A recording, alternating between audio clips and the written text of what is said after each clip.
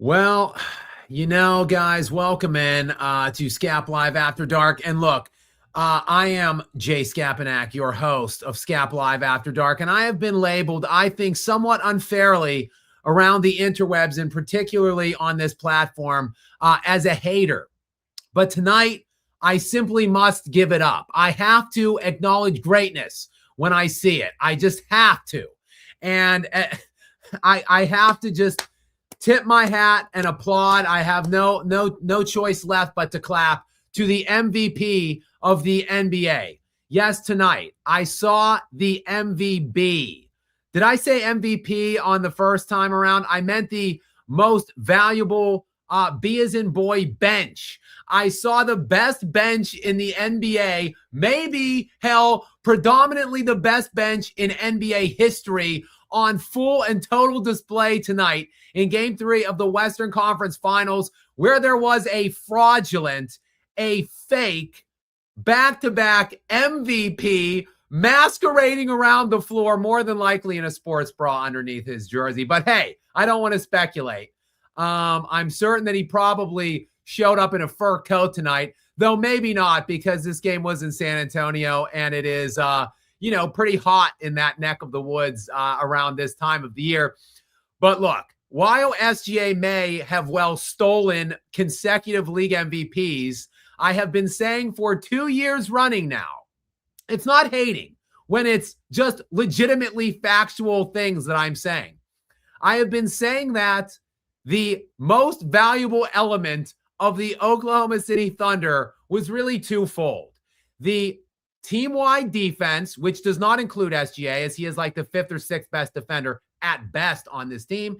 And then their team-wide depth, mainly in their ridiculous, outrageous, loaded bench. And the fact that they have roughly 4 starters that would be starters anywhere else on any other NBA team for the most part, coming off of their bench unit. That is what I've been saying all year. That was what I said all last year. That is why Shai Gilgeous-Alexander is most certainly not the most valuable player of the NBA this season. It's why he wasn't the MVP last year. It's because the ask is so ridiculously easy. He doesn't even have to do anything.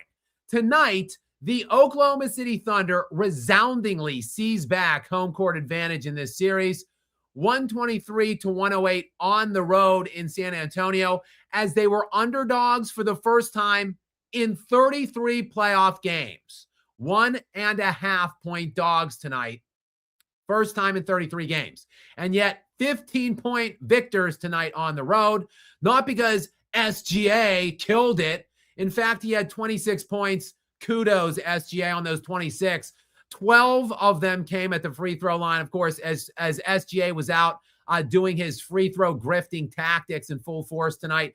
12 of 12 from the free throw line. Only 6 of 17, though, from the field. That is good for 35% shooting tonight.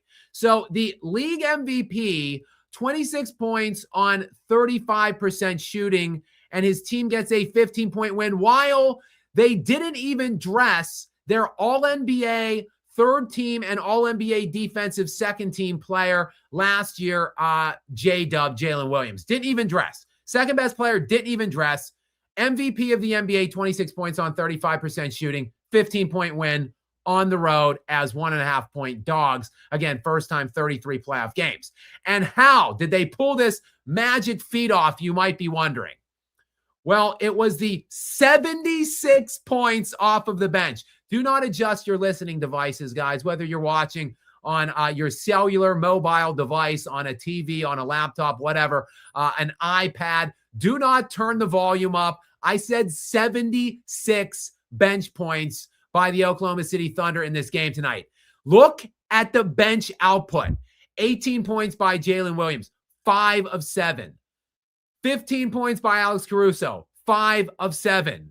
5 points by Kenrich Williams, 2 of 2. Isaiah Joe, 3 points on 1 of 1. Cason Wallace, 11 points on 3 of 8. And Jared McCain, 24 points tonight. Now, look, I guess credit where some minuscule amounts of credit is due for SGA. He was at least a plus 11 tonight because he entered this game being around a minus 18 in terms of his net on off per 100 possessions in this entire postseason run to this point. So at least he was a plus 11. Victor Wembanyama tonight, 26 points, 8 of 15, 4 rebounds, 3 assists, 2 blocks, a mediocre subpar game for Vic. But look, Vic, 26 points, same as SGA on higher shooting splits than Shai Gilgeous-Alexander. Again, SGA 6 of 17, Victor Wembanyama 8 of 15. The big difference, again, the bench discrepancy. And that is the big difference in this entire series. The MVB, the most valuable bench. In game 1, a game that the Spurs even won somehow, plus 34 advantage coming off of the bench for the Oklahoma City Thunder. In game 2, a Thunder win, plus 32 coming off of the bench. And tonight, again, don't adjust your listening devices, plus 53. A 53-point swing advantage for the Oklahoma City Thunder. And I hope all of you Nikola Jokic haters out there who are Victor Wembanyama supporters are getting a good look at what I was talking about the last couple years. It's really hard to overcome an advantage when you're getting decimated on your off minutes. Victor Wembanyama, I didn't have time before I hopped on this live stream following the game to run the full game, but I can tell you because I was monitoring it at halftime. Victor Wembanyama had played 18 of the 24 minutes in the first half, so he was on for 18, off for 6. In the minutes he was on the court, the San Antonio Spurs plus 12 in his on minutes, and in the 6 minutes that he was off the court, minus 19. Like, it's hard, no matter how good you are. It's hard when you get absolutely blitzed and peppered in your off minutes, when you're losing your off minutes by 20 points nearly in like 5 or 6 minutes when you're off the floor. Exactly what Nikola Jokic has to go through and deal with all the time in the postseason. Now, look, we can talk about the Spurs. The injuries are obviously a factor. Yes, those guys played in Harper and Fox. Of course, they weren't completely right, and Fox tweaked his ankle. He continued to play. He was literally dragging his leg around the floor. But whatever. We can talk about the experience inequity that's going on right now. Of course, that was a pervasive theme going into this series. The fact that the Oklahoma City Thunder have the advantage in terms of their experience, and that the Spurs are just so young and inexperienced, and it is very difficult to win these series against these opponents when you are in your early 20s. Of course, that's factoring in. Of course it is. But ultimately, it is just the overwhelming and substantial amounts of depth that the Oklahoma City Thunder possess in this series and against literally everybody. They'll possess it if they get by this series. They'll possess it against the Knicks next series as well. They do have it against everyone. It is the best bench in the NBA, bar none. And that is why Shai Gilgeous-Alexander is a fraud of an MVP. And it is why he has the easiest ask of virtually any MVP or any all-time great player I've ever seen in my lifetime. I started watching basketball in the mid-90s-ish. And going back, like 30 plus years, the only guy I can think of that had an easier arrangement than Shai Gilgeous-Alexander that is on an all-time level in terms of his legacy footing would be Kevin Durant when he went to the Golden State Warriors. But Kevin Durant didn't sniff a league MVP. He, of course, got 2 NBA Finals MVPs, but he didn't sniff an actual league MVP because he shouldn't have. It was too easy. The ask was too absurdly easy. It's why Kobe Bryant and Shaquille O'Neal, to me, were the best players in the NBA from 2021 on when they played with each other for like 4 straight years. And they played with each other for 8 years overall. 8 years overall, Kobe Bryant and Shaquille O'Neal played together. They went to 4 NBA championships and won 3. Count them, 3 titles, and yet cumulatively, those 2 guys, while they were the best 2 players on planet Earth on the best team, combined to win exactly 1 MVP award. And it was back when Kobe was like 20 years old. Because it's an easy ask for these guys. There's only a few guys that get to be on stacked, loaded monstrosities of teams and win MVPs. Obviously, LeBron James got 2 on a Miami super team that he shouldn't have. And Shai Gilgeous-Alexander has 2 on this team now, the Oklahoma City Thunder, that he shouldn't have. Again, full stop, no disrespect. I know many of you will laugh and call me out and say, oh, you're just a hater, SGA MVP. No disrespect. But what you're seeing, please, just listen to what your eyes are telling you, guys. And listen to what the numbers and the metrics are telling you about his on-offs in this playoff run and about what you're seeing in this very series, where his best game came in game 2 last game. He shot 50%. He was just bad, outright bad in game 1. He was mediocre to poor tonight, and his team is up 2-1 because, again, plus 34 on the bench in game 1, plus 32 on the bench in game 2, and a absurd plus 53 off the bench tonight. And again, a game where they had to start AJ Mitchell, and he didn't even play well at all. They had to elevate AJ Mitchell up as he did have to be elevated up in the Lakers series because, again, their second best player didn't play tonight. So their ace bench player, AJ Mitchell, elevated into the starting lineup, has 2 points on 1 of 5 shooting tonight.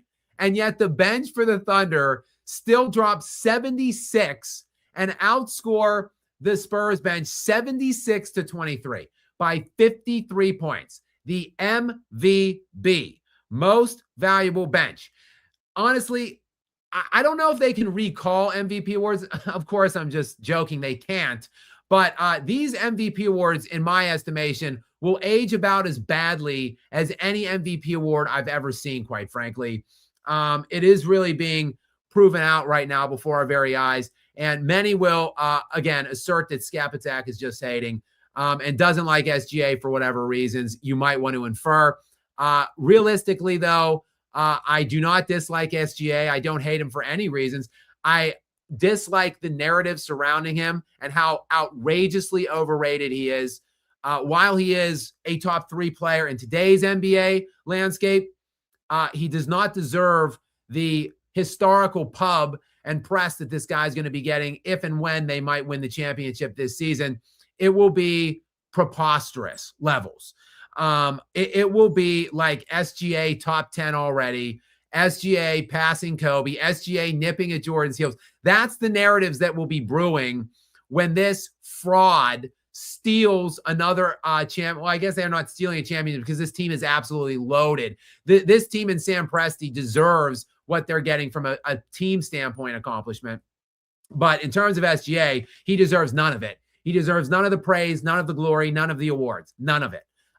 Maybe he will deserve finals MVPs for sure, but league MVPs deserves none of it. And I think this playoff run in particular is validating that commentary and that narrative specifically. And anyone who is doubting it isn't watching these games and isn't watching the way this is playing out.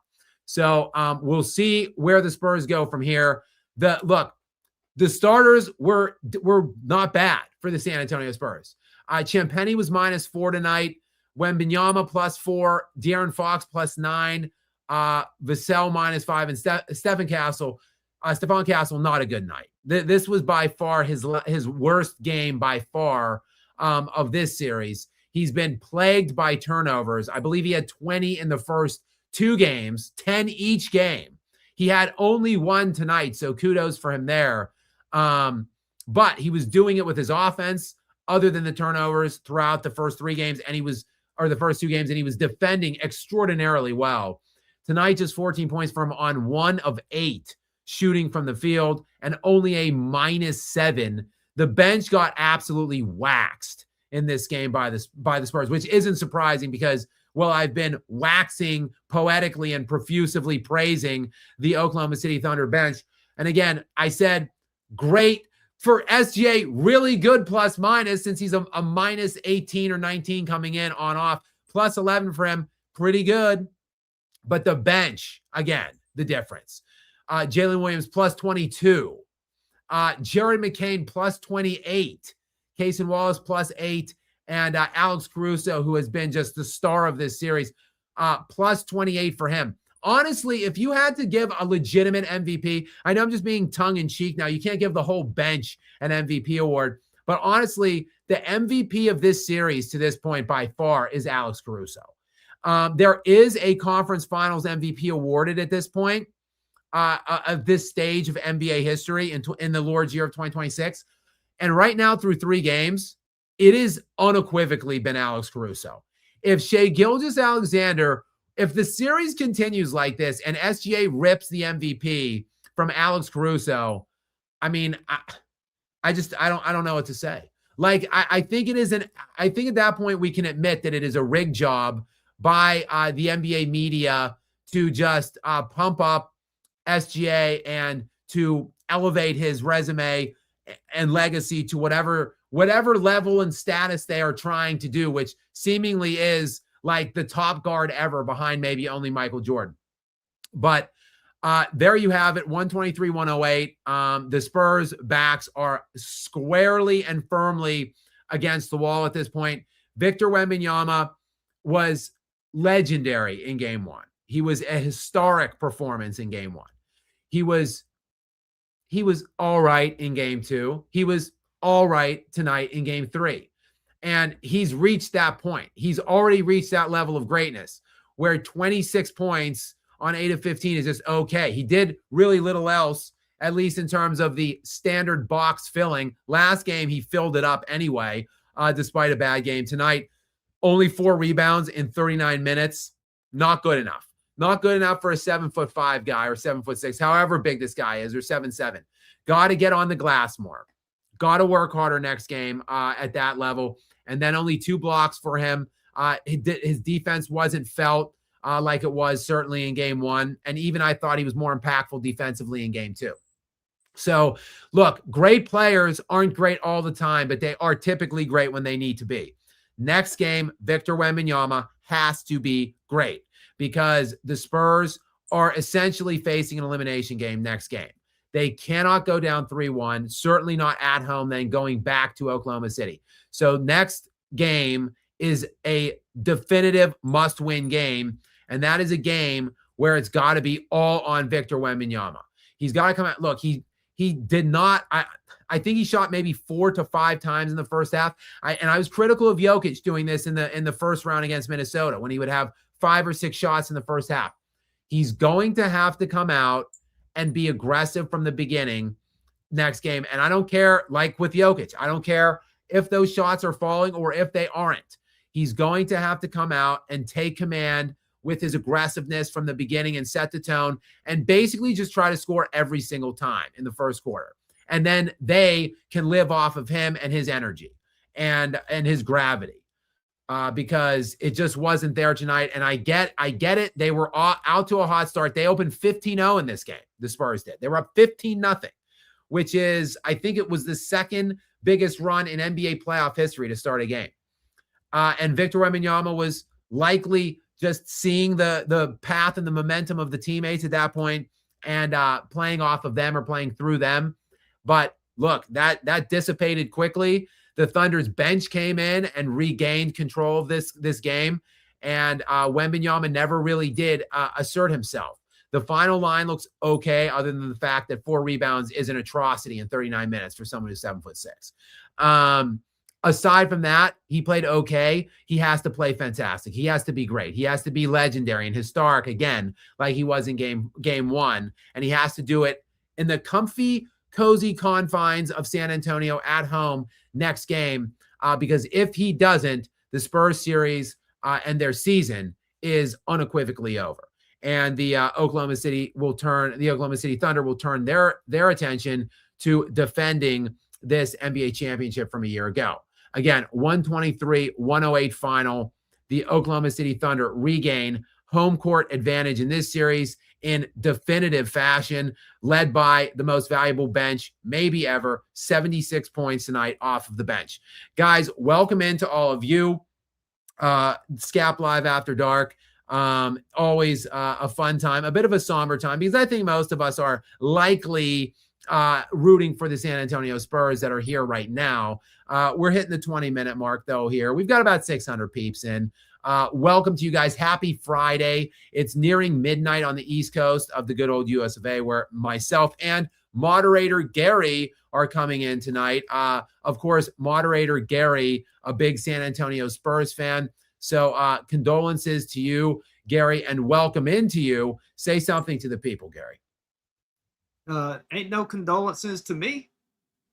There ain't nothing to be upset about as a Spurs fan. Gary, please I'm stop. not the least. Please stop. So I don't want to argue with you, Gary. I look, I understand where you're coming from. I get it.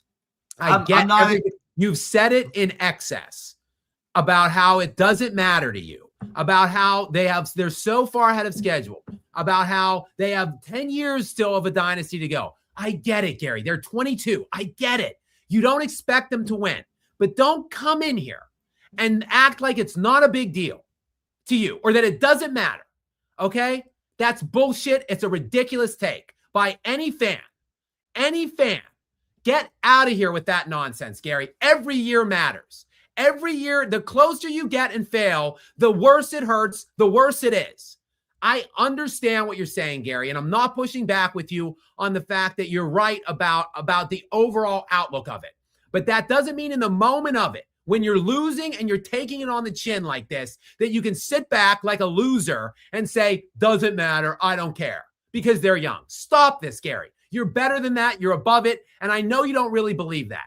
You have competitive tendencies yourself. You love competitive players, and you can't sit there and pretend like it just, oh, well, I don't care if we lose. Doesn't matter to me. Stop it, Gary, please. Please, just stop. All right. We were texting and I said it. Don't do it. And you did. I didn't even go hard at you. I didn't do anything. And yet the first thing you do when you come in, you say, oh, well, no condolences. They're young, whatever. We got plenty of years left. Come on, stop it, Gary. Stop. Just stop. You simply can't pretend like that's really the way you feel right now.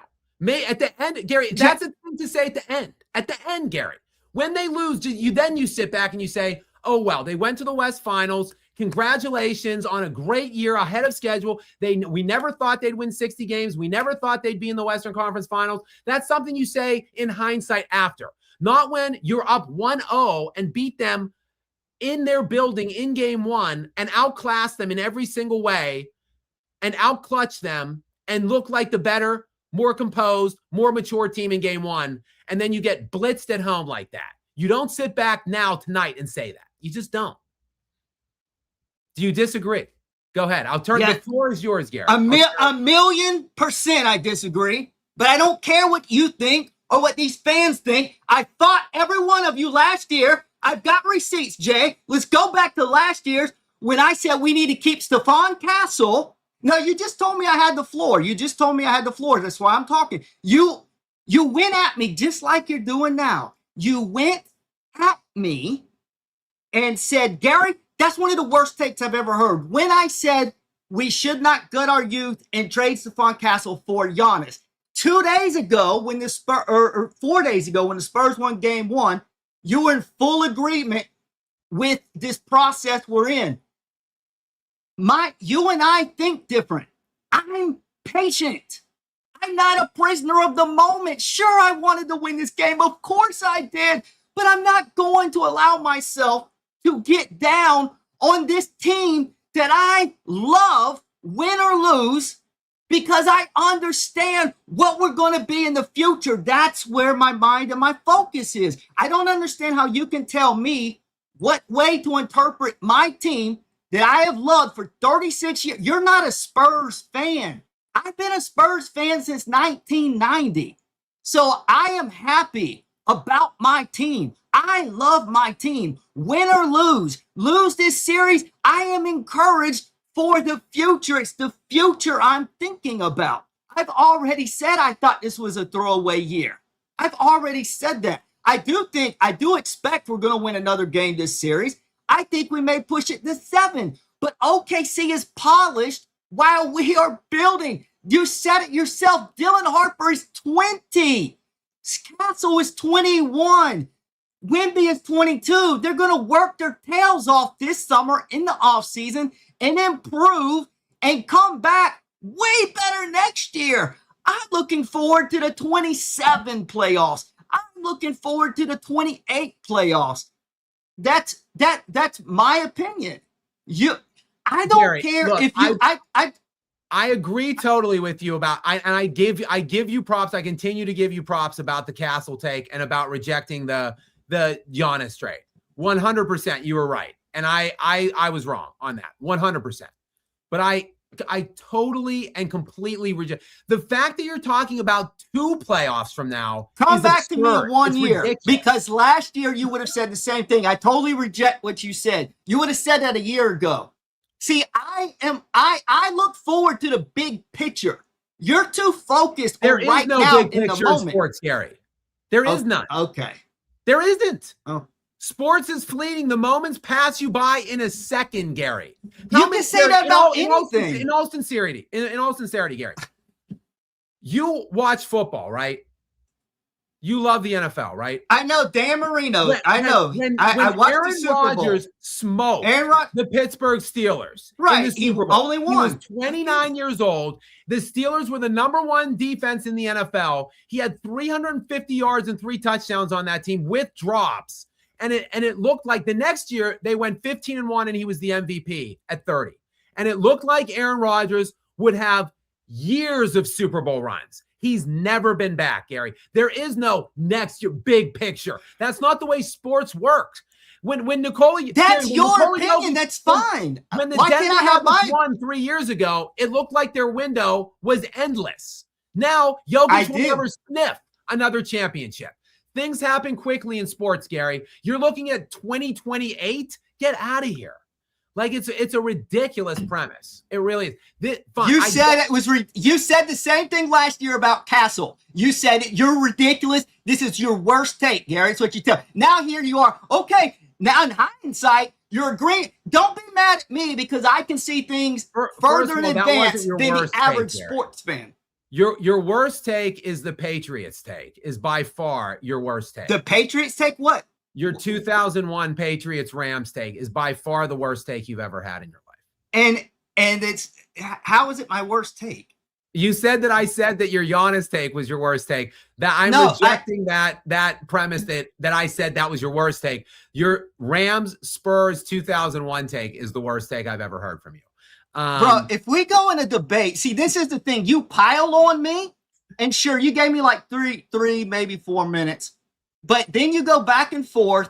The chat is all on your... They're here for you, Skap. They're not here for me. So the whole chat is on your side. Then they're making fun of me. So I don't get a chance. I am saying if you want to come at me, then fucking let me go. Let me off the leash. Because I'll give it back to you in spades. But I'm trying to keep the live stream. Gary, here's the thing. We text off air. And we were texting before the game, and I said, don't do this, Gary. I told you over text. What did I do? I didn't do it. What did I do? I didn't do anything. Gary, you were starting in on it while we were watching the game. You're a ridiculous loser take. You have a loser mentality with this take. It's a pathetic loser take, and I told you not to go there, and it's the first thing you did when I said say hello to the people. You immediately started in on it. So, yes, I'm annoyed with you. I'll admit it. Right now, in this instance, I am annoyed. And yes, I am going at you because I told you not to do it. It's a pathetic loser take. I didn't want to get into it tonight. And you immediately started the very first thing that we started talking about. Jay, hold on, time out. Let me speak openly. I can read the text. Jay, time out. I got it. But hold up. Jay, this is not about you or a live stream. This is about me as a fan of a franchise for 35 years, and I refuse to allow I made a video about this on my channel. I said I'm not going to be baited into believing that the Spurs are supposed to win the championship when they're facing OKC, to your point, one of the historically greatest defenses of all time. Do I really think that 20-year-old Dylan Harper, 21-year-old Stephon Castle, and 22-year-old Wemby are supposed to go in and win against this historically great defense? No. This is about me and my feelings for a team I have loved for 36 years. And I am saying I refuse to get down on my fucking team that I'm so proud of. Gary, shut your mouth when you're I don't want to hear you cursing anymore, okay? You could say whatever you want. I don't want to hear you dropping F-bombs anymore. That's like the 4th or 5th time you did it. I don't want to hear it anymore. Continue with whatever you want. Do not drop another F-bomb on here. Go ahead.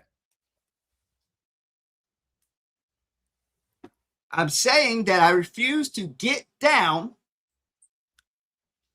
just because they lost a game. There's been a lot of disappointing games throughout this season. I watched them dominate OKC on Christmas and then get their tails whooped by Utah the next game, and then get whooped by Cleveland the game after that. There's been tons of ups and downs with this team all year. We beat OKC in the cup tournament. Gary, they ended the year 30-4 in the regular season.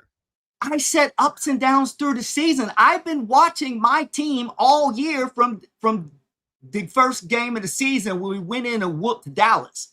So I am saying we've had ups and downs all year, and I've never allowed myself to get down on the team for the overall picture. I've been saying that they're young and they're growing. These are all lessons. I am proud of my team. I'm not getting down on my team. And I don't know why you're upset with me for not being upset. I'm happy for the future.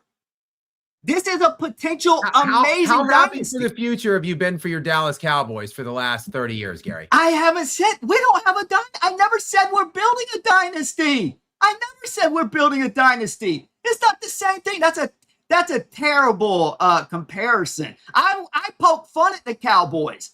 I know we haven't been good since like we had Romo and Tio in 2006. We choked in that, but we weren't going to win that Super Bowl. That would have been against the Patriots. I said the same thing as I'm saying now. I said I'm glad Dallas is progressing, but New England would kill us in the Super Bowl. Right. I said the same thing this year. Well, we didn't even make it. We didn't even make it to the Super Bowl. But you said you're glad they're progressing. There's always next year or the playoffs in like 3 years from now. We'll be ready. But I never thought they were a dynasty. Bro, I never said anything because I knew that no matter what, it's the Patriots' time.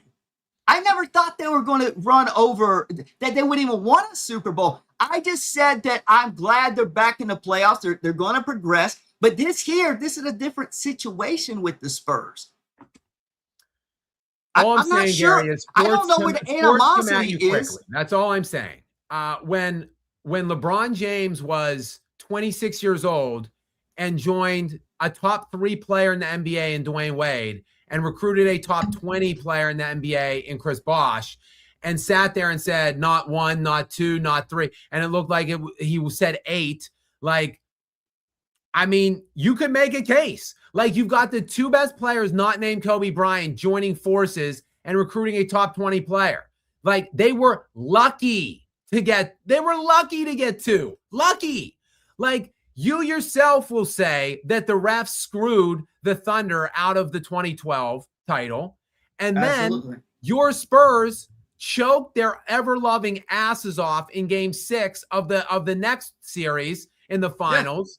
Yeah, and realistically, the Heat could have gotten 0 or 1 there.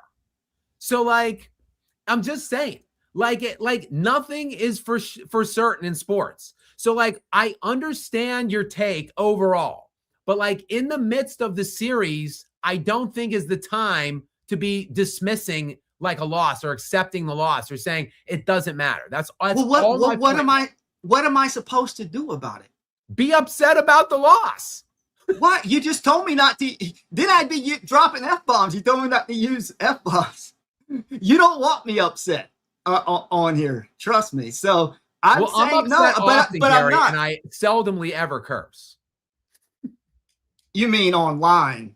Yes. Because you said you curse like a sailor. I swear a lot offline for sure. Right.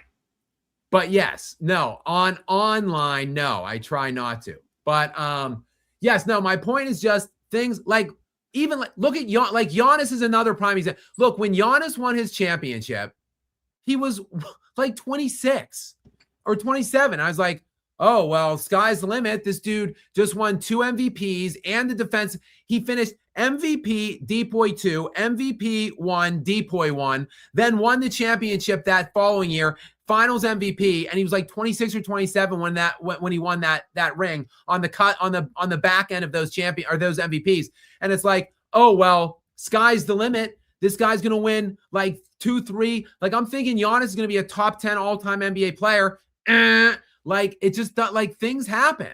Like, you got to capitalize and live in the moments. Like, you can't just dismiss away and think like, oh, well, like next year, like nothing enrages me more in sports, nothing, than the saying always next year. I hate that damn saying. There's always next year. No, there's no time like the present. That's what I say. And there's no shame in the Spurs losing. There's not. They're outmatched. They're injured. They're too young right now. But that doesn't mean that they're incapable of winning. They played a bad game tonight, and they got blitzed by a bench that it looks like they're unbeatable. But, like, you can be annoyed and aggravated and upset by that. I mean, that's okay.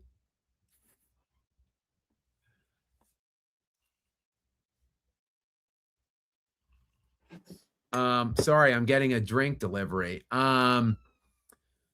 Well, we're 36 minutes in. I just got some kind of a drink delivered to me via my lovely wife. If you guys were on last night, I had a very long and arduous travel day yesterday from LaGuardia. Well, I shot something with House of Highlights in New York. And then I had a very hectic, frazzled, rushed, and stressful travel to LaGuardia, where I then sat for, roughly a 2.5-hour flight delay. I got home like 10 minutes basically before that game ended, and then went on the live with you guys last night. And my beautiful wife delivered me last night a throat coat, nice warm tea to soothe my sore throat. Tonight she has delivered me this little martini glass and shaker here. Drink responsibly, everybody out there. There's a lot in there. I could barely fill it. So cheers to the Oklahoma City Thunder bench, and cheers to Gary winning the championship in 2029. The Spurs are coming, guys. Just give it another 2 to 3 years, and they're going to hit peak form. So let me just take a little quick sippy here. Oh, that is delightful, guys. That is a delicious little martini. Thank you. Shout out to my beautiful wife for the martini. Guys, we're 37.5 minutes in. I think Gary and I got our hopefully one and only fight out of the way. We're good for like one every few days. Maybe like maybe one a day, though we've been good for a few days. So, whatever. We were so good for like 2 or 3 days. We were due one massive blow up to kind of make up for the other 3 or 4 days that we didn't argue or fight about anything. But guys, we're now 40 minutes in. It is now 12:09 in the AM. And truth be told, maybe a small bit of my shortness there with that was not only that Gary and I have been texting throughout the game, but also I'm just very fatigued, guys. It has been a tiring run, but damn it, I just love talking shit about basketball. I was hoping for a better outcome. See, part of it is I'm annoyed. I am rooting for the Spurs now at this point. I have made my rooting interest be known. Typically, look, there's only a few things I go into each year with to start each year. Like, I want Jokic to win or Giannis to win. Those are always my first two on my wish list. Like, Jokic or Giannis win a championship.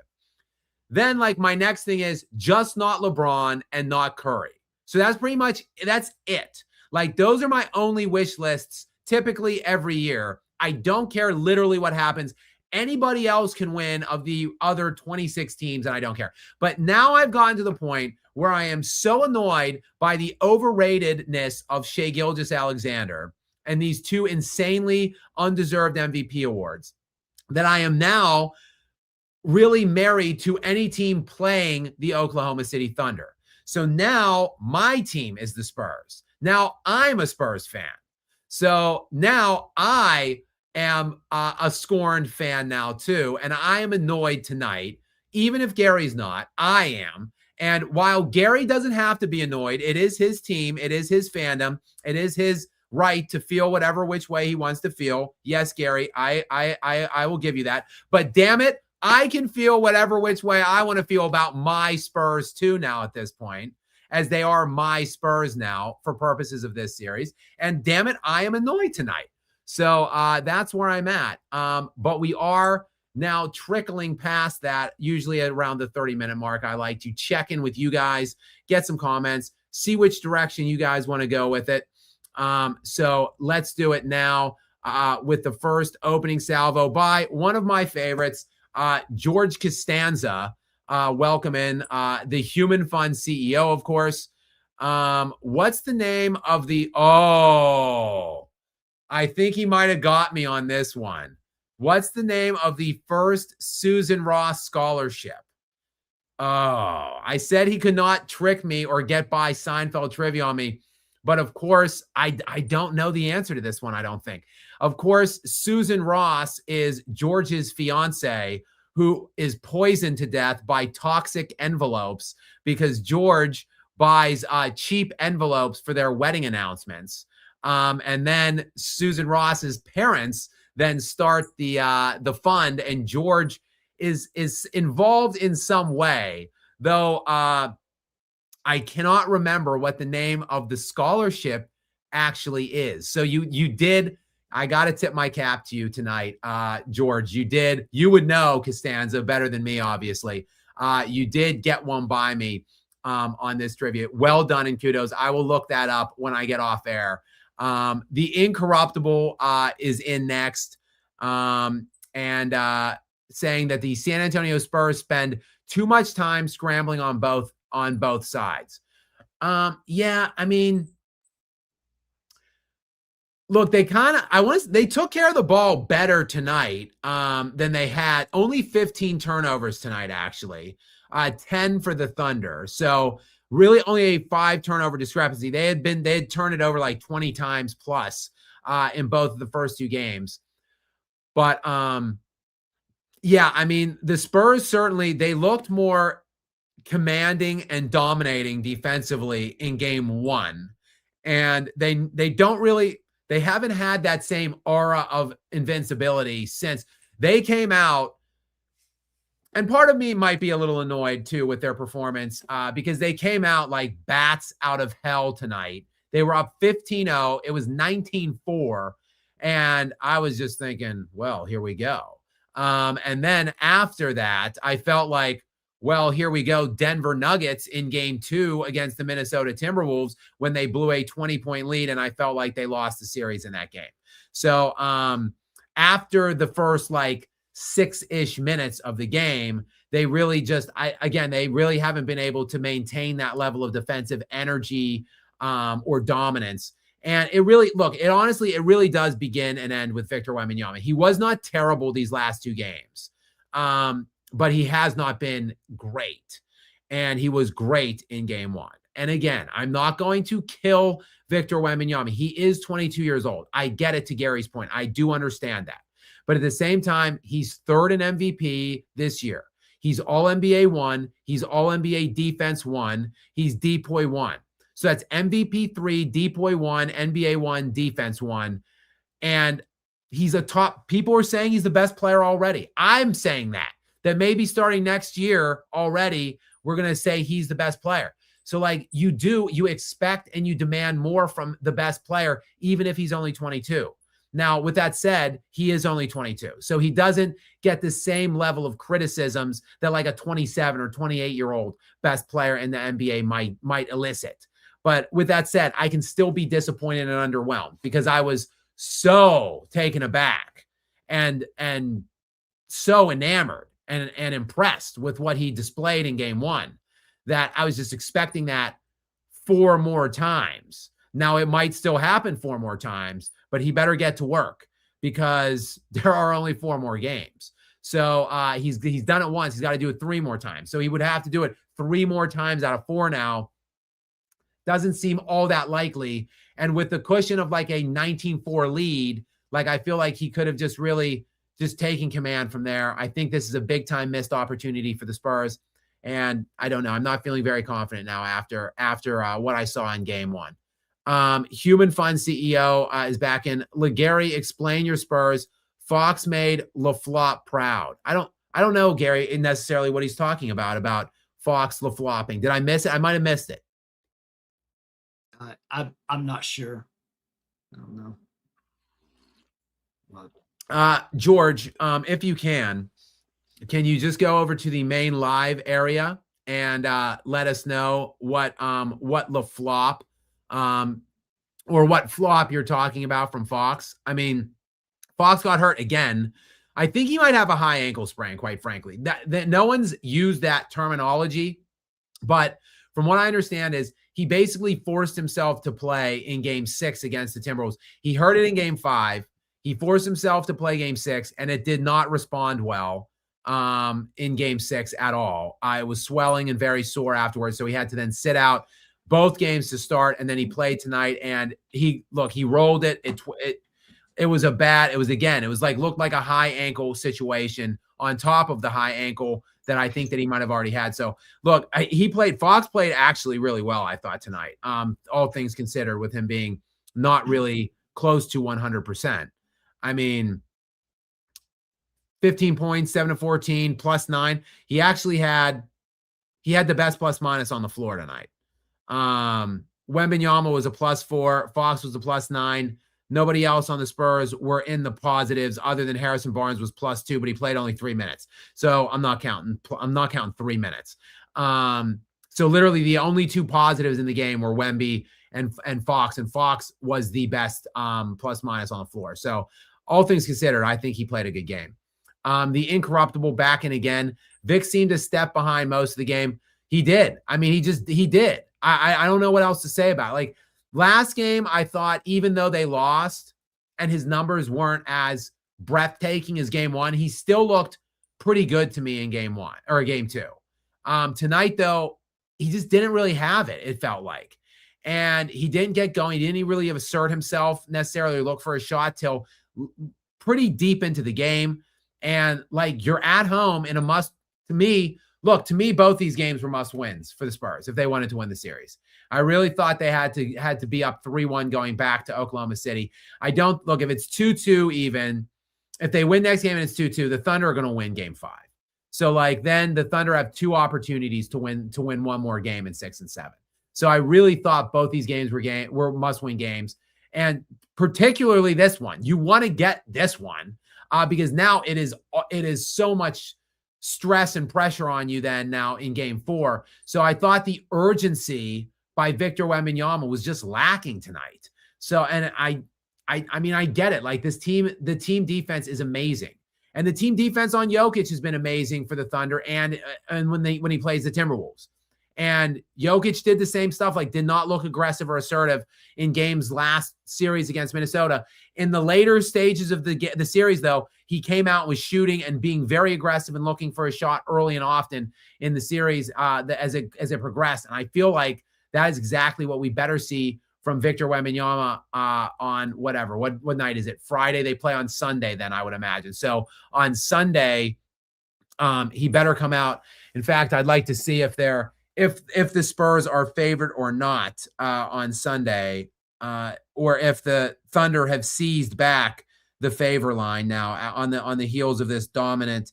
The Spurs still open as -1.5. So the Spurs are still a slight favorite now on Sunday. Gary, I'll turn this one over to you. Spartan 4196. Welcome in, Spartan.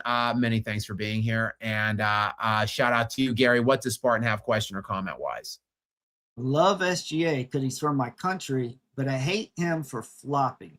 OKC is insane, but at least built through drafting, unlike the Warrior squad. Well, the Warrior squad was predominantly built through drafting, other than they brought in 2 key pieces in some of their title runs, obviously through free agency, and they were big pieces. Kevin Durant was one, and he was obviously instrumental in winning 2 of those 4 championships. And then they lose Kevin Durant in the 3rd one, but then they bring in Andrew Wiggins for the fourth one. And Andrew Wiggins was actually an all-star that year. The 1 year Andrew Wiggins made an all-star game was that year that the Warriors won their fourth championship in the Steph Curry regime. And Andrew Wiggins was instrumental in the finals, if you remember, against Boston with his defense. So I get what you're saying. And I get that Oklahoma City predominantly, they are, other than, look, two big pieces to me, Hartenstein and Caruso.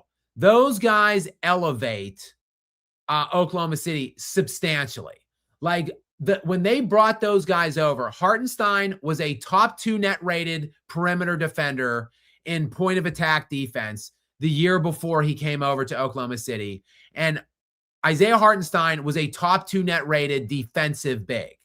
I saw a team that had a robust amount of defensive pieces already, and they were bringing a top 2 perimeter defender and a top 2 rim big defender in to supplement all of those existing defensive pieces. That's when I was like, this is going to be a dynasty, and they're going to win easy chips over the next couple years. So not totally homegrown or naturally or organically built or whatever. Spartan 4196 is back in Lou Dort MVP with that goose egg. Lou Dort, 0 points. Look at the starters for Oklahoma City tonight. Isaiah Hartenstein, 5 points. Chet Holmgren, 14. Lou Dort, 0. AJ Mitchell, 2. Shai, 26, yes, but again, on 35% shooting from the field. The bench absolutely dominated tonight. 76 points. Absolutely ridiculous. Okla's Bra is in next. I think I'm saying that right. Okay, Luz Bra. I don't know. Whatever, Bra. I like the word Bra. I like that term. So welcome in, Bra. 4 rebounds, GOAT. Yeah, that's not a good look. I got to be honest. I'm a big fan of Victor Wembanyama, a big proponent and a big supporter of Victor Wembanyama. I think he's great. I love everything about him. I think he is the face of the NBA already. I think he's going to be the best player in the NBA very soon, if not already. But 39 minutes and 7'7" for 4 rebounds is wild, and not in a good way. That's got to be one of the big things that changes between now and Sunday. He's got to control and command the glass on both sides, but at least the defensive glass. He at least has to corral those offensive rebounds, or limit the offensive rebounds from San Antonio. All right, Gary, I'll turn this one over to you. Jamos is in. Jamos, thank you very much. Welcome into the show. I appreciate you. Gary, what does Jamos have for us tonight? I really feel for the Spurs. Once again, biased officiating allowed OKC to come back in the first quarter, and Spurs eventually showed their inexperience by how they handled it. It's a complete crap. Yeah, I mean, the officiating is always going to be a source of contention when it comes to the Oklahoma City Thunder. Look, as always, though, the free throws aren't not a major swing. In fact, they shot the same exact number of free throws tonight, 33 free throws for both teams. The Spurs made 27 of 33. The Thunder made 28 of 33. So very similar. But look, going into tonight's game, I looked this up. Going into tonight's game, the Thunder allowed the 15th most free throws per game to their opponent out of 16 teams in the postseason per game.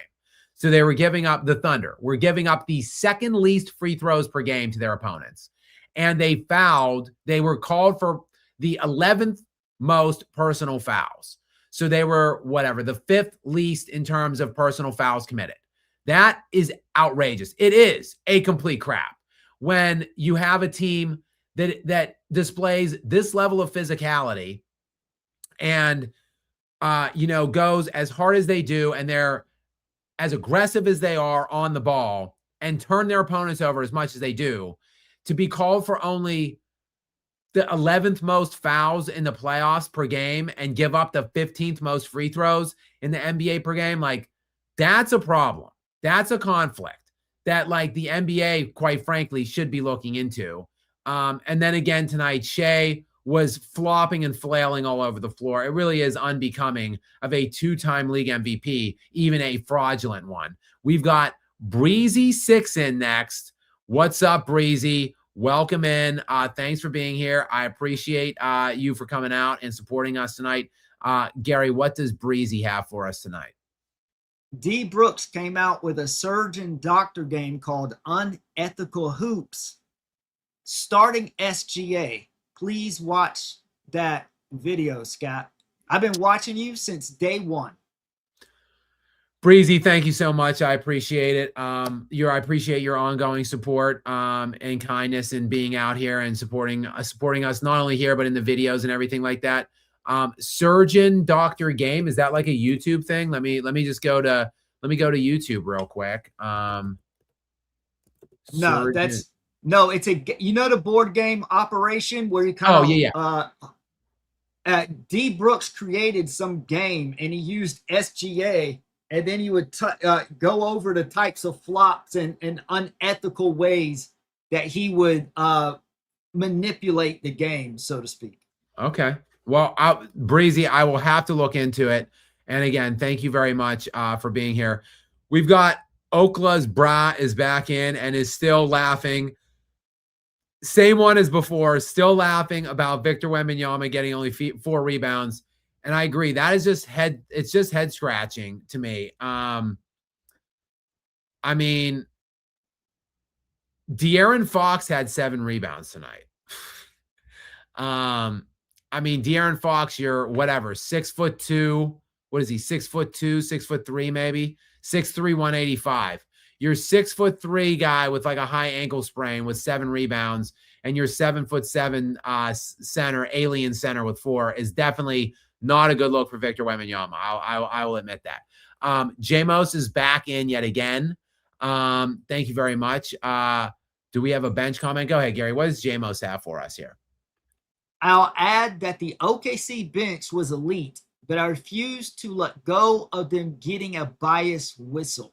It seems that the refs may let San Antonio Spurs go crazy in Game 4. Yeah, I mean, the OKC bench is great. Shai Gilgeous-Alexander is great. The coach is great. They're all great. So it is unbecoming to see them going to these like these seedy, underhanded tactics that they do, these flopping and flailing and baiting and grabbing and holding and all the things they do, all the kind of illegal or at least unethical thing in terms of, the unwritten rules of the game, so to speak. It is like when you see, forget where I had this conversation. I was on ESPN Las Vegas today, but I was also on Whitlock, and I forget where exactly I had the conversation. But on some platform, it's just all running together. We were talking about the fact that, generally speaking, you see teams that are outmatched utilize these tactics. So like the bad boy Pistons who like couldn't stop Jordan were like using these like seedy Jordan rule, like cheap, cheaty looking little tactics to try to stop Jordan because they just couldn't stop Jordan otherwise. Or, like if you have an old fighter that is outmatched by a young, fresher, more physically gifted fighter, maybe the old fighter uses some of the older tricks in the book to try to get that guy on his level and try to find some kind of advantage. In other words, what I'm saying is if you are the underdog or if you're outmatched and you're using these tactics, like there's somewhat more, at least maybe not honor in it, but at least understanding. But when you are the most talented, when you have the best everything, like it just looks pathetic and cheap. And that's why everybody hates this team's guts. And Gary, that's why I get so emotional about this series, because I hope the Knicks can prove me wrong and compete if the Thunder get by, and it looks like they will. I'm not gonna flip-flop my pick again because I had the Thunder in 7, then I switched my pick to the Spurs after Game 1. I will not flip-flop again. I'll go down with the ship here, But it does not look good. It looks like the Thunder will win this series now. And I hope that I'm wrong and the the Knicks will be able to compete with this team in the finals. But I really did view, even with the Nuggets, if the Nuggets could have got through, I really thought the only chance for the NBA to avoid a second consecutive championship from these insufferable bastards in Oklahoma City was the San Antonio Spurs. And I'm just a little miffed myself tonight. So sorry to take it out on you and your team of whatever 33 years. I didn't mean to infer that you should be feeling any which way, but damn it, I'm angry. And that's why I'm not having a good night, because the Spurs, and it's not even their fault necessarily. I'm just annoyed by the Thunder in general. We've got Too Many Clamps is in next. Too Many Clamps 130. Welcome in, Too Many Clamps. Thank you, as always, for being here. Another regular here on the show. Gary, what does Too Many Clamps 130 have tonight for us?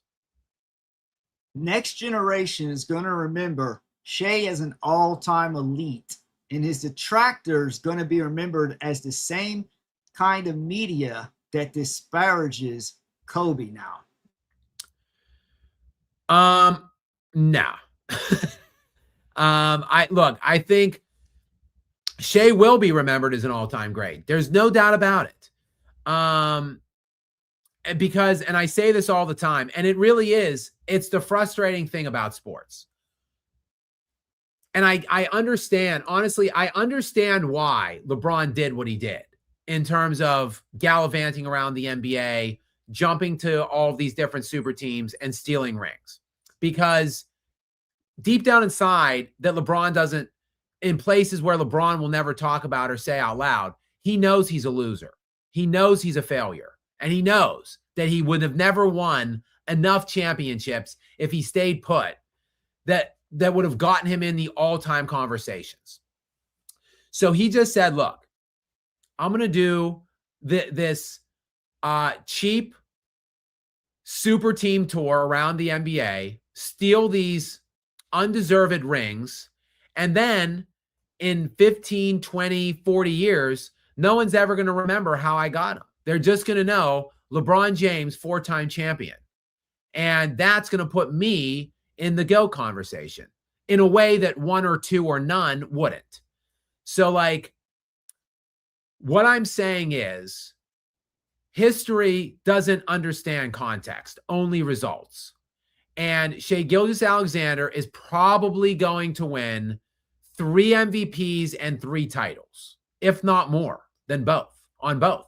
He will win, to me, a minimum of 3 MVPs and 3 titles, a minimum. So history won't remember that he's a flopping, foul baiting, unethical grifter on a super team, like 1 through 10 loaded, absurd team that was way too big for him to fail, had to do practically nothing to win, and didn't deserve any of his MVPs. There will be no context or remembering those elements in another 10, 20, 50 years. All that will be remembered is Shai Gilgeous-Alexander averaged 30 points per game for 4 years in a row, won 3 or 4 championships, won 3 or 4 league MVPs, and he's going to be thought of as a top 10 all-time player, more than likely.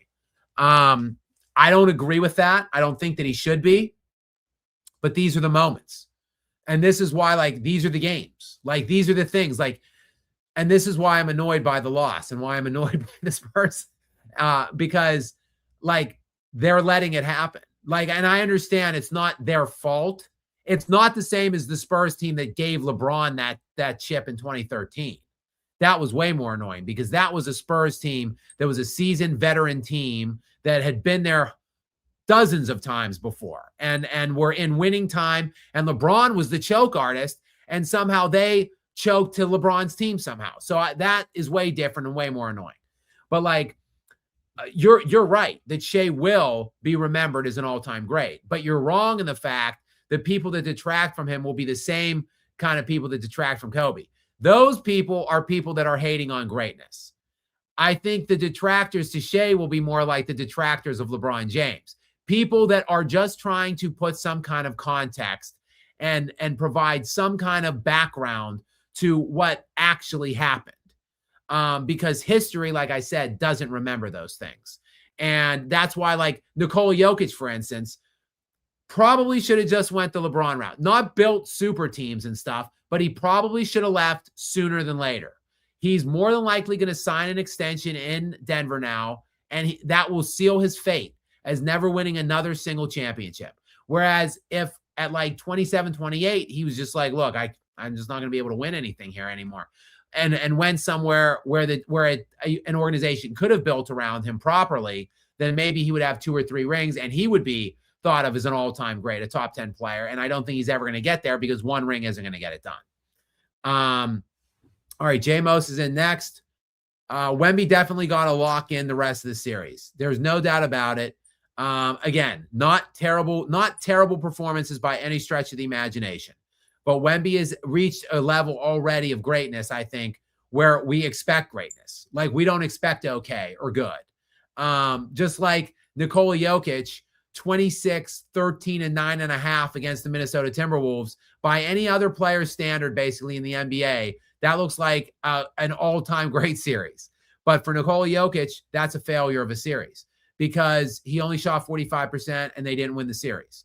So 26, 13, and 9.5, just not good enough.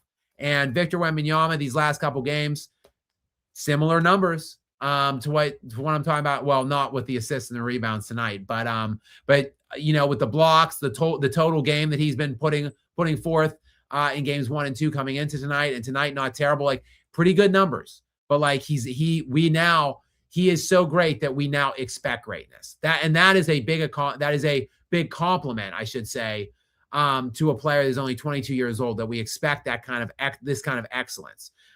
King's Speech Row is in. Gary, I said this in 92. It's 34 years, 18R next year. Can you decode that for me, Gary? Later, 34 years later. Oh, okay. L8 or later here. So, Gary, I said this in 92. It's 34 years later. Yeah, I mean, I do get it with Gary. In all seriousness, like, to put aside our individual differences on this topic, like, I do understand where you're coming from. And I get, especially with this team. Like, this team is one of, like, maybe you can make the case, like, this is one of the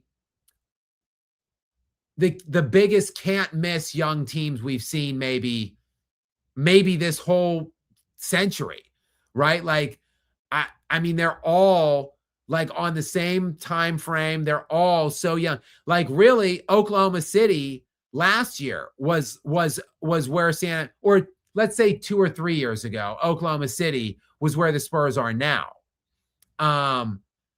Where it looks like, oh, well, the Oklahoma City Thunder, they're going to win forever in like a year or two. And maybe they will. But now the Spurs came along, though, in that span of time. And now maybe the Thunder's time is already over. Like, probably not this year, but maybe starting next year, maybe the Thunder's time is already over. Now, so maybe some other team comes around and ends San Antonio's time before we thought. No, I don't see that happening. But so I get your point. They seem to be like a can't miss proposition for like at least half a decade. But still, I still think it's okay to have expectations even for young teams. And I'm just greedy ultimately. Like, I want as much as I can get and as many as I can get as early as possible. And like, I know Victor Wembanyama is thinking the same thing. I guarantee you, Gary, like Victor Wembanyama, like LeBron James, for instance, in 2022, in 2007, when LeBron lost to the Spurs, Gary, I'll turn it over to you. I want to hear your thought on this. On 2007, and you can go for as long as you want.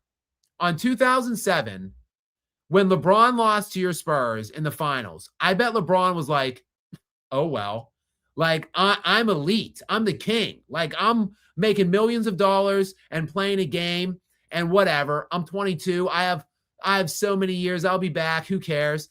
I bet Victor Wembanyama, though, this year is like, damn it, I want this one so bad. I want this one right now this year so bad, and it's a massive failure on me if I don't get it done this year. I bet that's his mentality versus versus LeBron James's mentality in 2007. What say you? Yeah, I'm sure that it is his mentality, but just because you want that doesn't mean that it's going to happen right now, because the difference between all the other teams that people are using other like, to your point, using the Cowboys from 2006, 2007, they didn't have a dog like Wembenyama, who was not just a dog mentality, but such a unique specimen, like something that never, and a nucleus that a whole team is building around. So I watched the Bulls. I watched that team struggle, but we all watched Larry Bird's, the Celtics beat the heck out of the Bulls, but Larry Bird said, man, that looked like God in shorts. Talking about Michael Jordan, which I'm not going that far, but I'm saying that was his thought. He was basically saying this is the best guy in the league. But the Celtics, the Lakers, Rockets, those were much better teams. But I watched how the Bulls built, and then I saw what they did, and that is what makes me optimistic for our future, because I see a lot of parallels, and I see us building even quicker than that. That is why I'm also the only real competition we have right now, barring like a crazy Giannis trade that may put another team in contention, which is a possibility. But as of now, I think the only team that really challenges us, to your point, is the team that had a historically great dynasty and bench in OKC, one of the deepest teams we've ever seen. And we going into this season, I thought we were going to get embarrassed every matchup by OKC. And just the fact that we made them struggle, we beat them multiple times. We came out and beat them in double overtime the way we did in game one, tells me we coming for you. I've already said, yes, this is OKC's time. I'm not expecting the Spurs to win now because of Wembanyama's mentality. Of course he wants to win. Of course I would love for the Spurs to overachieve and win this year. I didn't say it's impossible.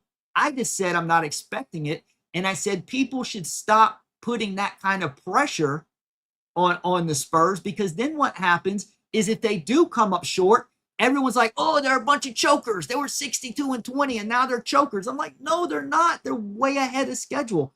I'm excited. I'm optimistic about the future of this team. And because I think they are going to overtake OKC, because to your point, I was afraid OKC was going to dominate for years to come and the Spurs are going to be on the outside looking in. But after this year, we coming. That's it. OKC, I think they're likely going to get it this year and maybe next year. But Wemby's year 5, it's a wrap for a decade. That's what I think. Of course, I'd like to have it this year or next year. Gary, I don't think I can I can't stomach a three-peat by the Thunder. I don't think. Well, I mean, who's, but here's another, can I have another 2 minutes to tell you a crazy take I have? Okay. Yeah. This is another reason. On my martini. Take your time. Okay. Yeah. Do that and get drunk while I try to avoid my F-bombs here. I'll try to speak slowly, because I speak quick. I'll just drop them.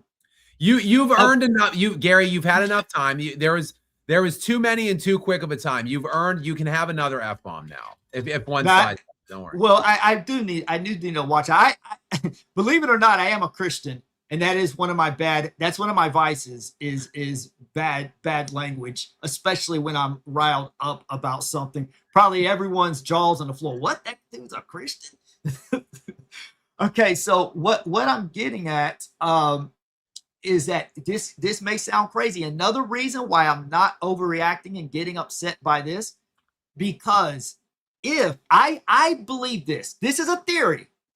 I could be wrong. I honestly believe that had we railroaded them and beat them a 5 or 6 and made the OKC feel like we can't stop Wembanyama in this young Spurs team. What are we going to do as they get better and better? we can give Milwaukee the best package because Milwaukee is dealing Giannis this year. And if they got Giannis and Giannis played well for 2 to 3 years, OKC would win in 27, 28, and 29. Then when he declined, then I think the Spurs would have a better shot. But if we lose, OKC has this false sense of confidence. And then Milwaukee's they're not gonna deal for Giannis. They'll be like, yeah, we good. We can beat the Spurs. We don't need Giannis. Then Milwaukee would deal him probably to some mediocre team like the Suns did with Houston and Durant. That was a disaster. They'll probably deal him to a mediocre team. They'll be a playoff team and go out in round 1 or 2, be a little better than he was in Milwaukee. He'll dominate, but they're not going to be a real contender, a real threat to OKC or to San Antonio. But if so, Milwaukee, Giannis goes elsewhere. I think next year, there's a strong chance we're going to jump OKC. I think that this may be, when Jordan went to the weights after losing to the bad boys. This is going to send. I told you this before the playoffs started. I just thought it was going to be the second round to the Nuggets. I said Jokic is going to mentor Wemby by beating him. Well, right now the Thunder are mentoring Wemby. He's going to go back to the lab, and the reason I'm optimistic and excited is because when he comes back, he's going to be something like we haven't seen, and he's going to keep getting better from year to year. I expect he's going to be putting on a little more muscle every year. So by year 5 and 6, that's why I'm not overreacting to this one game. Even remember when we blew out Minnesota, what did I say? I said, I'm not getting too high for a game. I don't get too highs for wins. I don't get too lows for losses. I think that's very rational and a reasonable way to think. Just stay grounded. I'm not going to get overly upset when we lose. I'm not going to get overly excited when we win, except I did game 1 just because of the way I felt like, regardless, if we lose 4 straight to OKC, that one double overtime period, we learned like half a season's of lessons in 10 minutes of playing time. So I'm looking forward to this.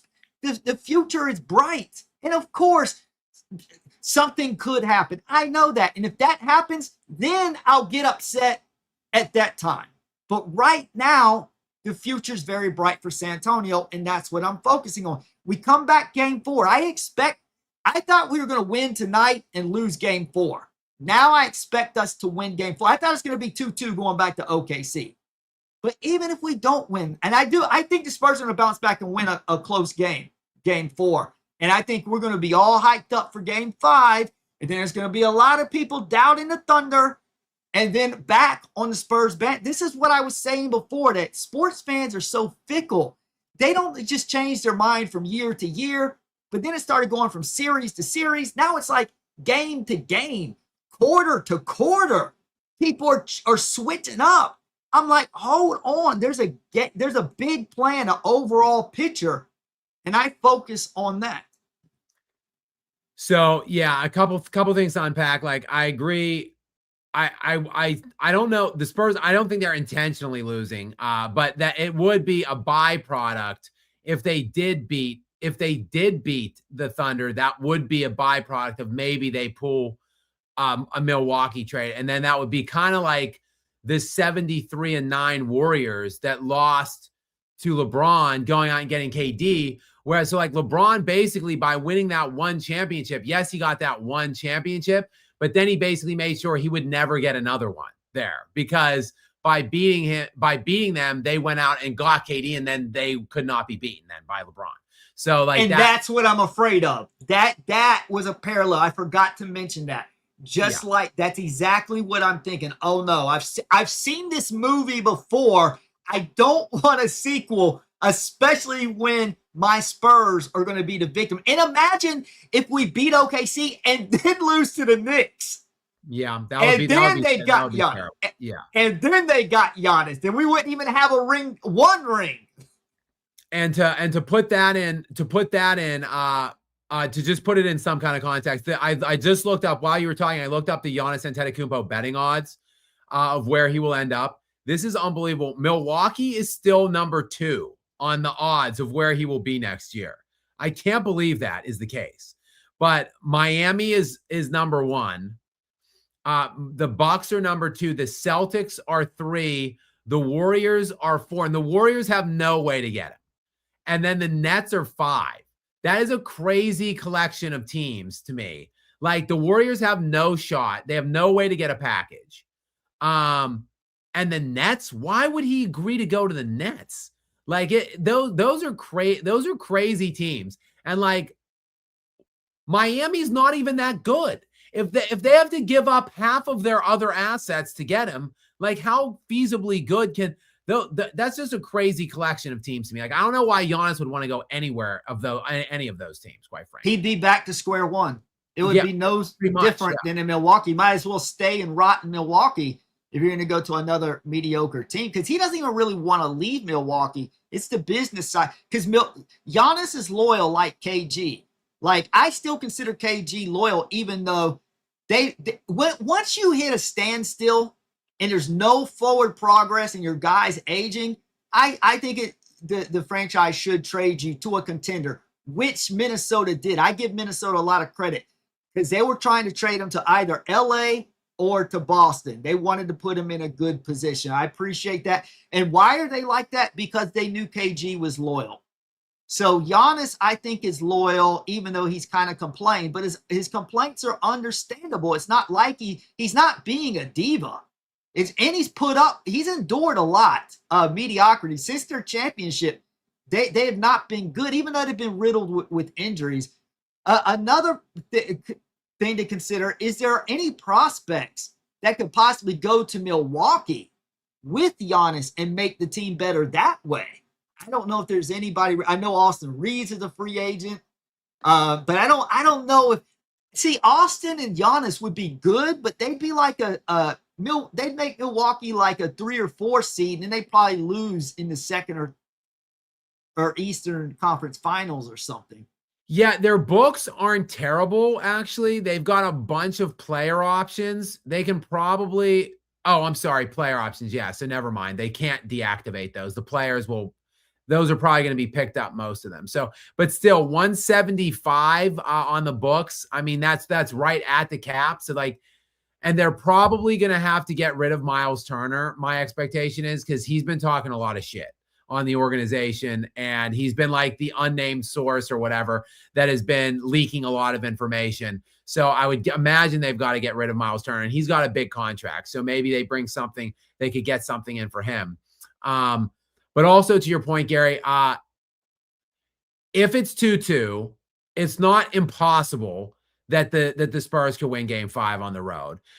It would need a historic performance by Wemby, which he did deliver in Game 1. So he would just have to deliver another one in Game 5. And to remind everybody about what Nikola Jokic did when they were 2-2 last year against Oklahoma City on the road in Oklahoma City.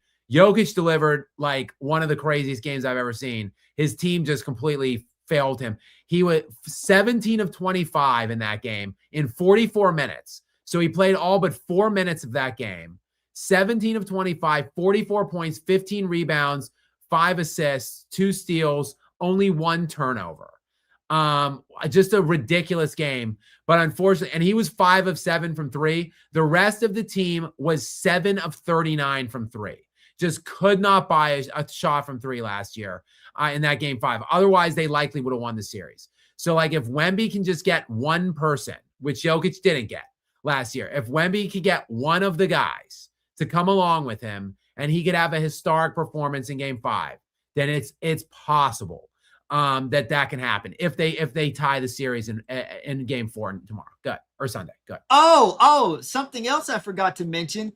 Dylan Harper and Fox are not at 100% either, and they still gave great effort, which shows the heart of this team. So I'm proud of the effort. I know OKC was missing Jalen Williams as well, but as I've said, they're a polished team. They can lose one of their guys, they're okay, whereas we really can't because we're not as deep. we're still constructing the roster. We still need a power forward and maybe even like a nice little sharpshooter. Someone like, I honestly think the Lakers have been sleeping on Dalton Connect. I think that guy's good. I would love him on the Spurs if they got him on the cheap. What about Gary? What about Rui Hachimura? Possibly. I've thought about him, but I thought that he's probably a little too expensive and he's older because I think we're going to want to go young. But but if they got him on a bargain deal, he would fit right in. I think I've actually thought about that. I like him. I was saying 2 years ago I would love for us to get Naz Reid actually, but yeah, I don't think that's going to happen. Yeah, I love Naz Reid. And look, the Lakers have some good pieces like that. Nobody like I like Jared Vanderbilt a lot too.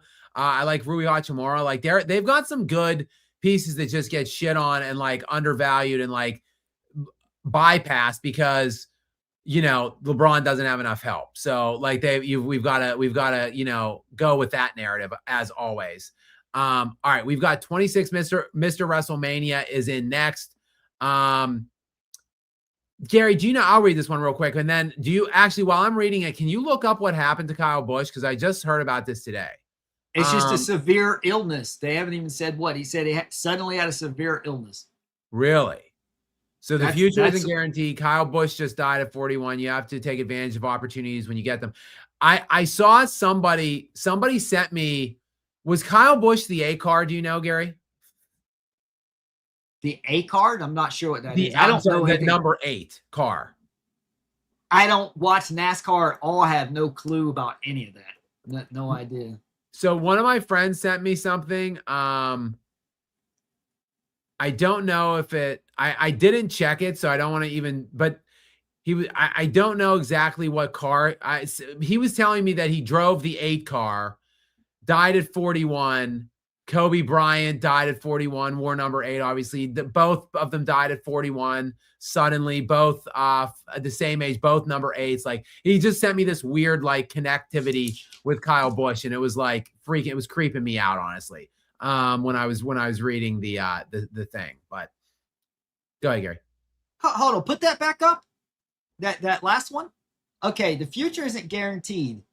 You have to take advantage of it. Okay, first of all, let me clarify something. Oh my, if I was a player on the Spurs, of course I'd want to win this game. I'd be in the locker room pitching a fit and saying, what are we going to do? Let's get pissed off and win game 4. Of course I'd have that mentality. But I'm not playing. I'm a fan. From a fan's perspective, what am I supposed to do? Me getting pissed off doesn't help them. Trust me, I used to get pissed off all the time. I am 49. I have been watching sports a long time. I used to throw temper tantrums. My high school graduation, I was 18, and it was during my high school graduation when my Spurs, 62-20, were supposed to win a championship, and Hakeem embarrassed, and I've told this story before, that people were congratulating me. I was at this get-together for my graduation, and people were talking about, oh, you've grown up, you've matured so much over the last few years. Oh, this and that, this and that, this and that. Then all of a sudden, I'm watching the Spurs, and I'm pitching a fit, I'm yelling, I'm shouting, I'm throwing things, and I'm like, okay, yeah, maybe I haven't matured as much as y'all thought that I did. So I am saying, in 93, when Barkley beat my Spurs in the second round of the Western playoffs, I was mad. I was stomping around. My mom was trying to calm me down because I was kicking cabinets. Check out the tear up the house. Calm down. Guess what, guys? It did no good. So now being at finally, it took me a long time, but I'd say around my early to mid 40s, I got to a point. Well, no. Sooner than that. I'd say around 2013. I didn't even get mad when the Spurs choked. I was disappointed, but I wasn't mad. I didn't throw things. The only time I get mad is when referees alter outcomes of game. I was actually much more mad when OKC got robbed in 2020. I wasn't mad in the Western Conference Finals when my Spurs were up 2-0 and then OKC rattled off 4 straight wins. I was stunned. I didn't see that coming. But then my point is, what am I supposed to do right now as a fan? What good is me coming in here? Oh, these cheating refs. Oh, what are you doing? Cancel, you idiot. 20 turnovers in 2 games. Ah, what the hell am I? What is that? What good does that do? Are the Spurs like, you know what? Hold on. Did you see Gary 828? He's calling us out, guys. Let's play even harder now. Do you think that they're like, guys, we're getting too much positive reinforcement from the fan base? Let's not try. You know what, guys? We're gonna try next year. Let's fold it up. Let's give up, and we're just gonna wait till 2027. And Wembenyama's gonna go on the. Yeah, we decided we're just gonna forfeit the rest of the series, and we're gonna play our hardest in 2027. No, of course he's wanting to play. Jay, is that why you were mad? Because you thought that I was inferring that that's how their mindset? No, of course Wemby's going to be like, damn it, we're going to win the next game.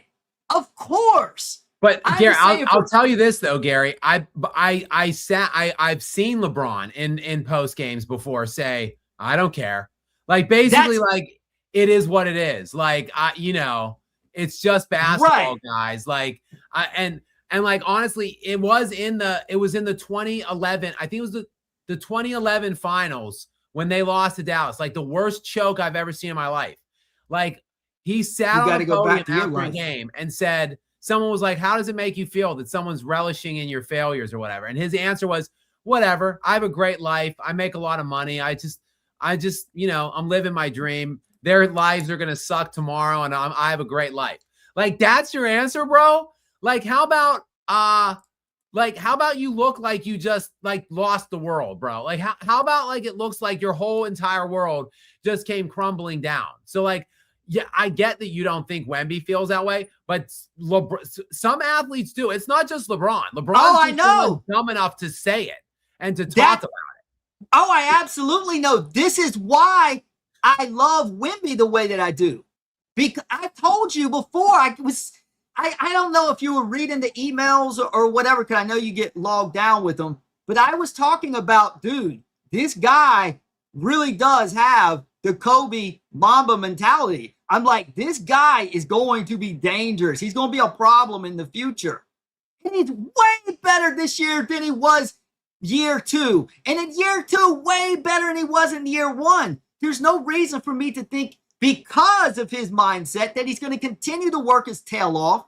He's going to be continuing to work out with new guys, getting mentored. So no, he's so competitive, and that's why I'm so confident in our future, because of his Mamba mentality. Fair. All right. JMO says Skap and Gary going at it reminds me of Vassell and AJ Mitchell after Castle got fouled in game 3.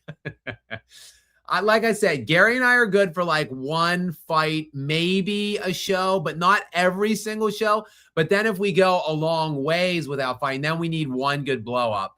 But we're good now. 81 Dai is in next. Go ahead, Gary. Or is this one to you? Do you want me to read this one or no?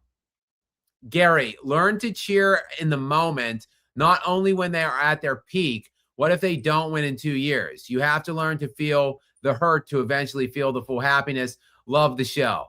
To Gary's point, though, he just said he's 49 years old, guys. Gary's had run the whole gamut of emotions in his lifetime as a fan and in his fandom. And I'll say I am also like a crazy 81 Dai. I am not yet reached Gary's Zen status yet. Like I am still kind of not necessarily, I don't really have I'm not a fan of many teams anymore, but I hate certain teams and then I really want to see them lose. I too am like a crazy fan, or at least I was back in the day. I have Gary, when I graduated high school, the day I graduated, it was game 4 of the Western Conference Finals. The Lakers were down 2-1 to the Sacramento Kings in their three-peat quest year. And it was the big shot Bob game where they were down like 20 and Robert Horry hit that shot at the buzzer when they were down 2 to win it by 1, and the Lakers won. Anyway, like after my graduation, I refused. I couldn't even go out to eat with my family.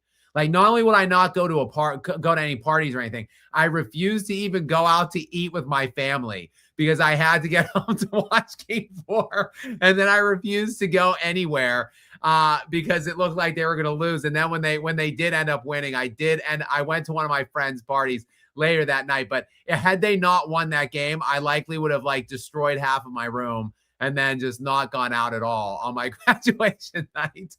All right, we've got Shai Superfan 69 is in next with a Shai avatar. Oh my God. How old? Shai Superfan 69. How old are you? Like 12?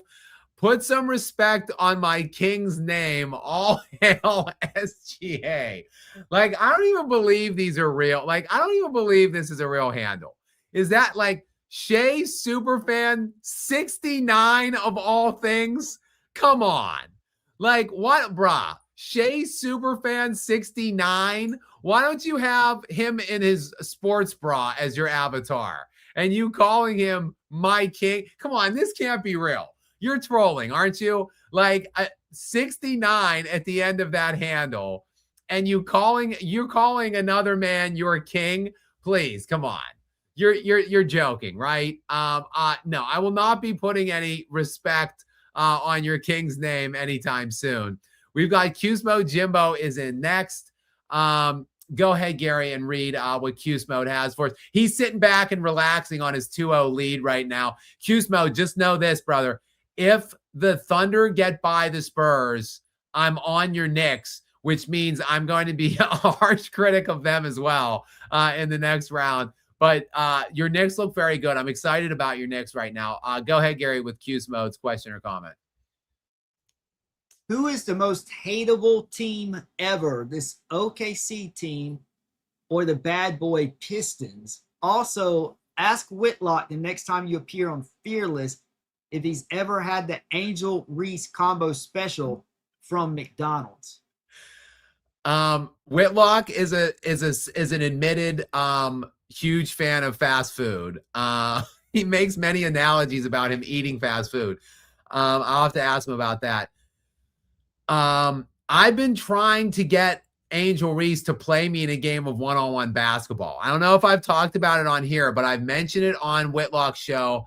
I was supposed to talk about it on ESPN Las Vegas today, and I got cheated. It was on the rundown topics list when the guy, Steve Cofield, emailed me the topics list. It was on the rundown that he was going to ask me about playing Angel Reese, and it did not get into our conversation. I was very disappointed. So hopefully, guys, you can have the 500 people that are here spread the word on social media that some 40-plus-year-old dude that hasn't dribbled a basketball in a decade says he can beat Angel Reese in one-on-one basketball. Let's spread the word. But that's a good question. Most hateable basketball team ever? That's a really good question. Gary, what's your most hateable basketball or your most hated basketball team ever? Okay, only NBA or college? In college is probably Duke when Christian Laettner was there. I'm a Carolina guy. I hated that team. But in the pros, I did hate the Bulls for a while there. I really did because they were just dominating the league. And I'm just like, I was fans of so many players that never got like Kevin Johnson and Charles Barkley on that Suns team. And then like Sean Kemp and Gary Payton, I was a big fan of that team. But then I became a Jordan fan when he stuck it to Malone. I'd have to think for a minute. I didn't hate the bad boy Pistons. I thought I liked them actually at the time. I don't even hate this OKC team. I would have to think about that a little more. I dislike this OKC team a lot. And I'm too young for the Bad Boys Pistons. I didn't start watching basketball until a couple years after. Go ahead, Gary.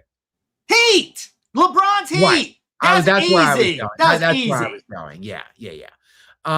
The only reason I would say, but see, the Bad Boy Pistons only won 2 as well. The only reason I would say the Heat don't rise to that level is because they didn't win enough, but they were unlikable enough. I think that they are probably my most hated team for sure. The Miami, the Heatles. All right, Jamos is in next. What's up, Jamos? Welcome back in. Go ahead, Gary, or do you want me to read this one? I can't tell. Is it you or me? I'll read it. Okay. As a Golden State fan, I actually understand Gary. Y'all are both right. Skap is right that you should feel the feelings that come with the game, but Gary more than has the right to be realistic and manage his expectations. And I think what I just said, it's the player versus fan mentality. From a player mentality, heck yeah, you better be trying to win the next game and feel like you can win right now. To the Pacers' credit last year. But from a fan's observing from the outside, like you can't just get down every time. Like imagine a Jets fan if they got down every time their team lost. Like you can't allow you just can't get down every time your team loses. Well, the Jets are so bad though, Gary. There's no hope. You know what was that? What was that line from Bane in the Dark Knight Rises? Like there can be no true despair without hope. that's such a true line. That's such a great line. Like it's so true. Like there can be no true despair without hope. Like hope is really, and that's why to your point, which is what I've tried to do in recent years. I'm not as good at it, obviously, as you. You try to take away hope so that you don't have despair. Like if you don't build your expectations now and get too high on something, then you can't be too low if it doesn't work out, which is it's a good, healthy way to be, honestly. I just haven't been able to do that yet. Well, I do have a lot of hope for the Spurs, just not this year. But say something happens and let's say they do this for like 3-4 years in a row. Wemby's 26, 27, and they lose in the second or third round or even the finals. You will see me start to get fed up and frustrated because I do have hope. I just know that right now, okay, I've curbed my expectations for 2026, but I understand they're in the building process and we haven't finished drafting our rosters. What people don't we're far ahead of schedule. We don't even have a power forward. So yeah, good going, OKC. You have a polished roster, one of the deepest teams in the history of the league. And you squeak to buy us when we don't even have our power forward. Even Minnesota was killing us on the board those first 4 games of that series. So I'm going to be so excited once I see the final construction, the real foundation laid out, and then going forward, then I'll get more upset I'll get upset when my team chokes. But if my team's not expected to win and they're building and they're rising up, then I'm not going to get upset over that. Fair. Thank you, Jamos. Oh, wait, there's actually a second one. I can read this one real quick, Gary. Watching the Warriors become the 3rd most successful franchise in league history, I felt the highs and the lows, but now we're over the hill. And so accepting that will suck for a while is important.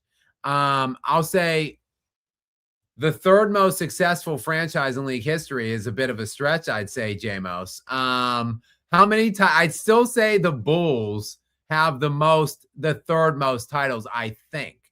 The Warriors, I don't think they might. I don't know that they might have got one back in the 70s. But it was only one. The Warriors then got 4 under Steph Curry's regime. He said 7. He said 7. Oh, they've got 7? That's what Jameis said. That's what he just told me in the chat. Oh, okay. Then they do. They are the 3rd because the Bulls have 6. So, I'll confirm that. Let me look it up. Okay. So, yeah. So the Warriors, wow, I didn't realize they got 3 outside of Steph Curry's era. So, yeah. So they would be. And the Bulls have 6. Then they would be the 4th most because the Lakers and Celtics obviously are far, far above everybody else. Okay, 1947, 1956, 1975, 2015, 17, 18, and 2022. So, yeah, not many of us were around during I mean, I'll give you the 40s, 70s, 40s, 75, and 50s. even though it's pre-ABA, NBA merger, but it's only by 1 year. The 40s are, but hey, the Lakers, In they the count the 50s. Minneapolis ones in the 50s. So I guess a championship is a championship. All right, we've got Wait. Time out. Actually, in 47 and 56, they were the Philadelphia Warriors. So that doesn't count as the Golden State Warriors. Golden State Warriors only have 5. So are we going to count? Kind of like, are we counting the OKC's championships as Seattle Supersonic championships? No. The Sixers and Golden State are separate franchises now, just like OKC and Seattle Supersonics will be when they come. Right? It's a fine line. I mean, like the Lakers they do count the Minneapolis Laker, the Minneapolis, the George Mikan ones from the Lakers that the Lakers count were the Minneapolis ones. So technically that would be a Minnesota. But of course, as we know, the Minnesota Timberwolves have never won an NBA championship. So the Lakers have obviously seized those Minneapolis ones. It's a weird line. Retro Frontier 86, Gary, wants me to give SGA and the Thunder their damn respect. Go ahead and read this one for Retro Frontier. Skap, I'm still a big fan of yours, but what's with all the hate on the SGA and the Thunder? Show some respect to the defending champs. Go Thunder. I give great respect to the Oklahoma City Thunder. They're an amazing team. They're built by an amazing architect in Sam Presti, maybe the GOAT architect in NBA history. And he's done an absolutely masterful job piecing this team together. I give them all the credit in the world. Shai Gilgeous-Alexander is the 3rd best player in the NBA. He's maybe the 3rd or 4th most valuable player in the NBA, maybe. That's though where the credit will end, because he's not in the best player in the NBA running to me, and he shouldn't have won either of his 2 MVPs. And therefore, I don't hate Shai. I hate what's happened to his overblown and unnecessary legacy at this point, quite frankly, where he's already moving up the charts into Kobe Bryant territory or Michael Jordan territory. That's my problem with him, Retro Frontier. It's not him or anything he's done. It's the fact that if he wins this championship, people are going to be talking about he's prime Jordan. He surpassed Kobe Bryant, and that is just outrageous. Therefore, I have to go against that, and I have to try to put some kind of context on that, and that's what I'm doing. It's not hate, like I said in my open. It's not hate. I hope you were here for my open, where I have discussed how I've been unnecessarily labeled a hater by some, but it's not. It's just me being realistic and putting context on what's happening. The Incorruptible is in next, and again, I should say, welcome back. To you, sir. Spurs chase down 3s and reacting late equals tired and behind. Yeah, I mean, the whole team looked like they were a step slow after that open. From that, when that open started the way it went, from that the 15-0, I was like, oh boy, this is just going to be a buzzsaw tonight. I was already excited and waiting for the live stream. And then after the first 5 or 6 minutes, the Spurs just looked like they just looked like a step behind, a step slow, a step off from the Oklahoma City Thunder. So who knows? I mean, we'll see. We'll see what they have on Sunday. They're favored. They got to win. It's a must win. So we'll see. It will be a very interesting game. It will be. I love to see great players with their backs against the wall. Victor Wembanyama is a great player. I'm going to look forward to seeing him come out scrapping and fighting on Sunday. Joshua of the Saints is up next. What's up, Joshua? Welcome into you, my friend. Thank you very much for being here. As always, Gary, what does Joshua have for us? OKC is crazy stacked. Put SGA on the 2010 Lakers, they lose to Boston. Granted, it's not SGA's fault. He got skills, but double him, he's LeBron 2.0. Yeah, it's not SGA's fault. I shouldn't be angry at SGA for getting on a stacked team and just taking advantage of his amazing opportunity. It's not his fault. But nonetheless, that's where we're at. And I got to root against him, and I got to continue to, I'm not even going to say denigrate him or talk shit on him. I'm not doing those things. I'm just putting context and providing perspective. Oh boy, we've got Jason in next. Six wheel cowboy, big thunder guy, big. Dry your eyes. Where do I send the Kleenex? LMAO. Jason, I'm in Florida. You can send them to me there. Offline, I'll text you the address. Yes, I was texting with him during the game as well. He's very excited. He thinks his Thunder are on the way to their second consecutive championship. And I certainly don't begrudge him for thinking that at this point, following that game and this 2-1 lead now. So there's, 4 games left, and the Spurs got to take 3 of the 4. So enjoy it while you can. Enjoy it while you can, Jason, because as I said, we are coming, and you're going to see something like you haven't seen before. So Jason, cute. What Gary's real saying cute. is he'll send you the Kleenexes next year. Is what Gary Hold saying. on. This is OKC right now. That's what you get, OKC right now, because you shouldn't even be struggling. You should be up 3-0 right now. Yeah, probably. All right.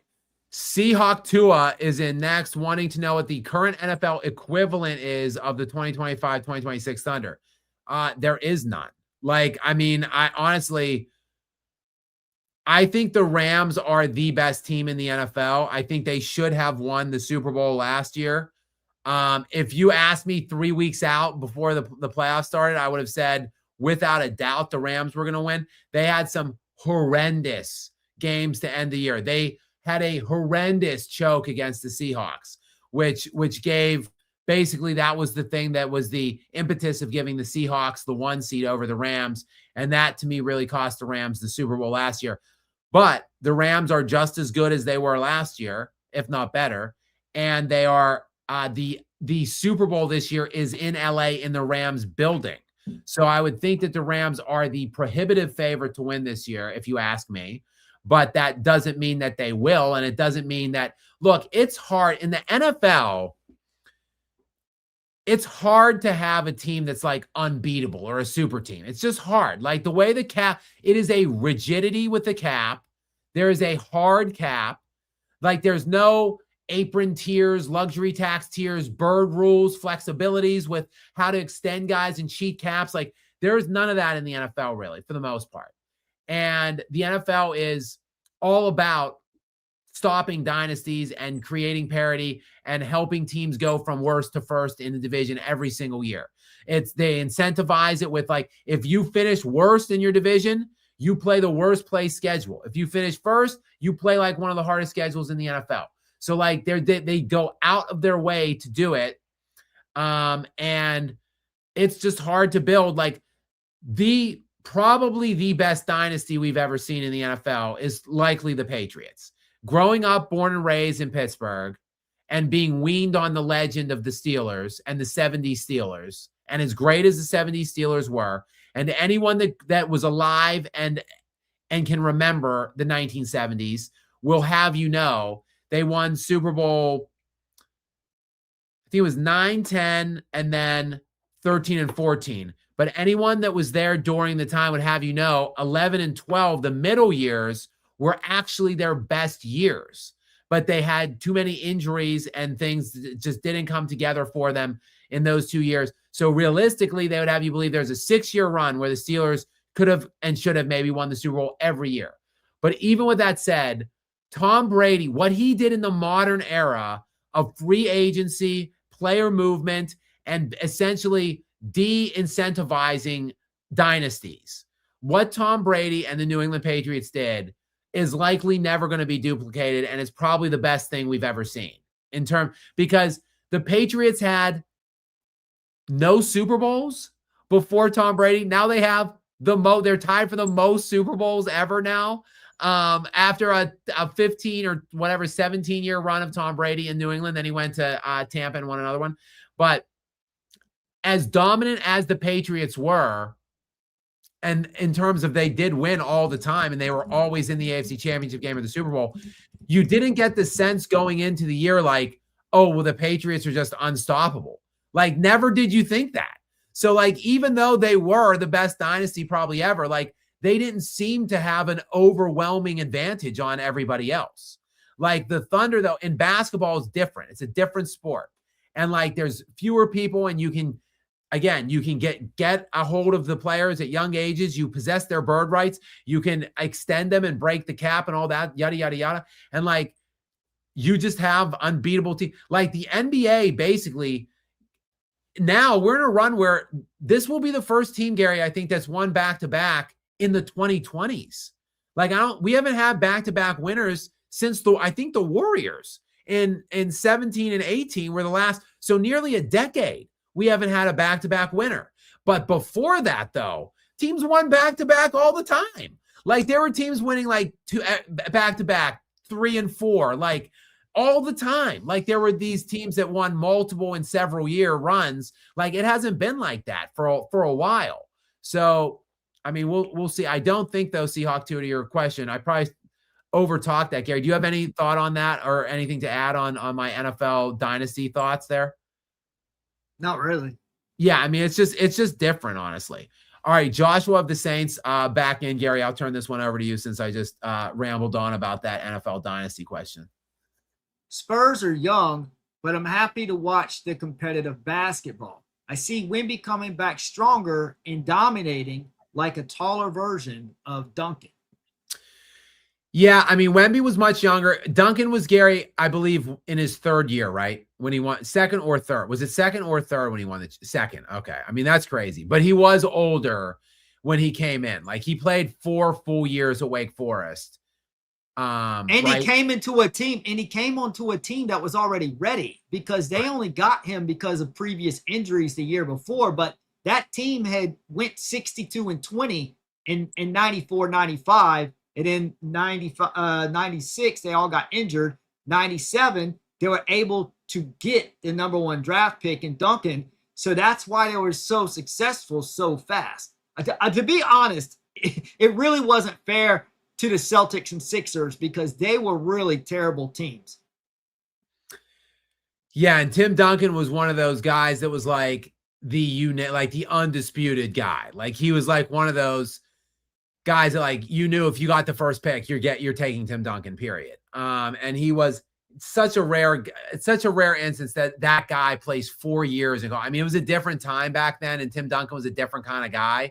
But still very rare that a guy of his caliber would stay all 4 years at the college level. And he was like completely ready to play when he came in. And that's why in year 2, he was MVP 3, Defensive Player of the Year 5, All NBA 1, and All NBA Defense 1, and won the NBA championship and Finals MVP, like in year 2. But like Wemby was 19 years old when he came in, and like not physically really ready at that point. Isaac LYK is up next. OKC has played so dirty. Look at them hold Wemby. Yeah, I mean that's just what they do. That is Oklahoma City. They play dirty all the time. And they get away with it most of the time, which is one of the things that makes them so unlikable.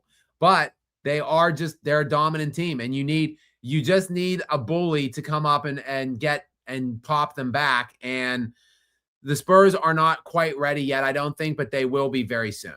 26, Mr. WrestleMania is up next. Gary, I'll turn this one over to you. Thank you very much, Mr. WrestleMania, and welcome in.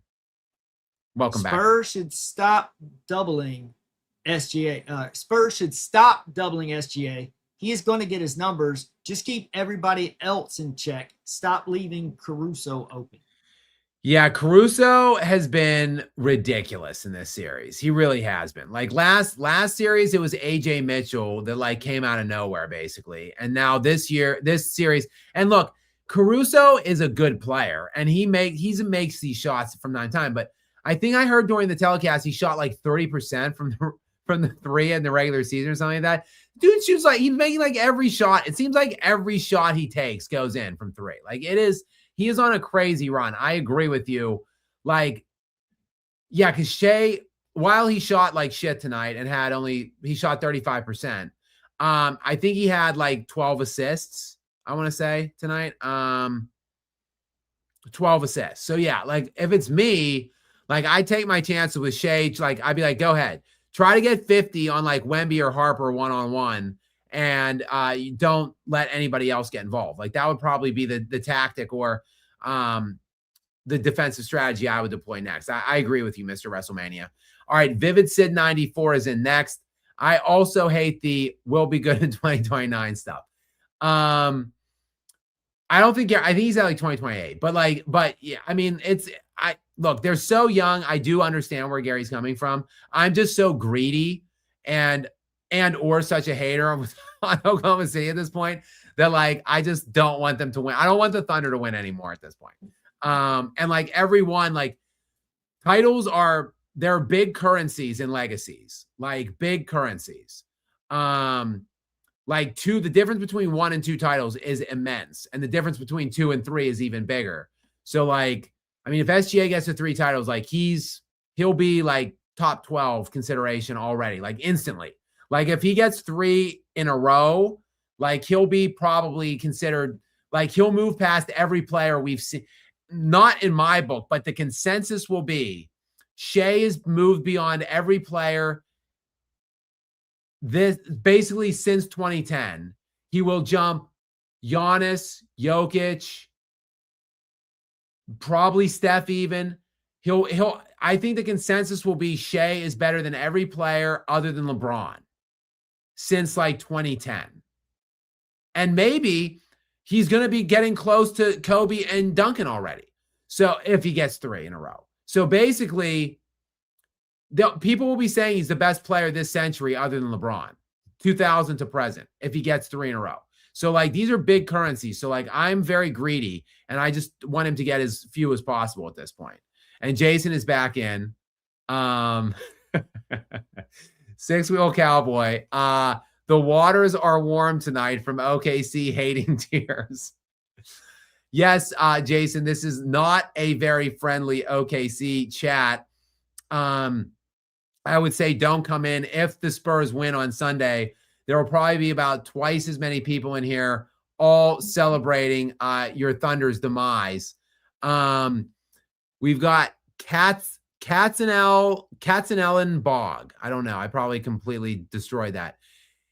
Katzenellenbog 3N. I don't know. I did my best, Kat. I'm just going to call you Kat. Wants me to know OKC in 5. I don't think 5. I think the Spurs are going to get at least 1 more. I think they'll make it. I think they'll make it at least a little interesting the rest of the way. If not, if they can't win, it's going to be at least competitive.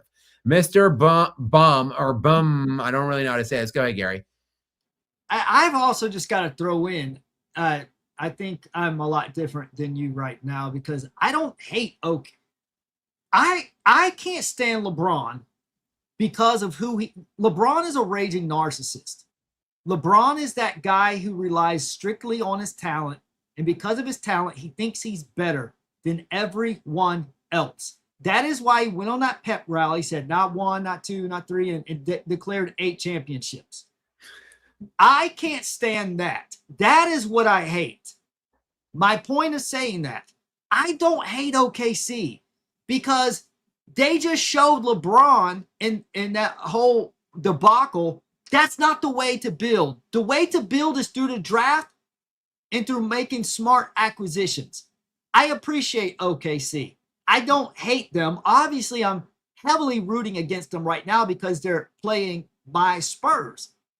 But I love what Sam Presti has done because he's laid out the blueprint, and the Spurs have also followed that same guideline. And they're the 2 best teams in the league right now. Minnesota's done something similar.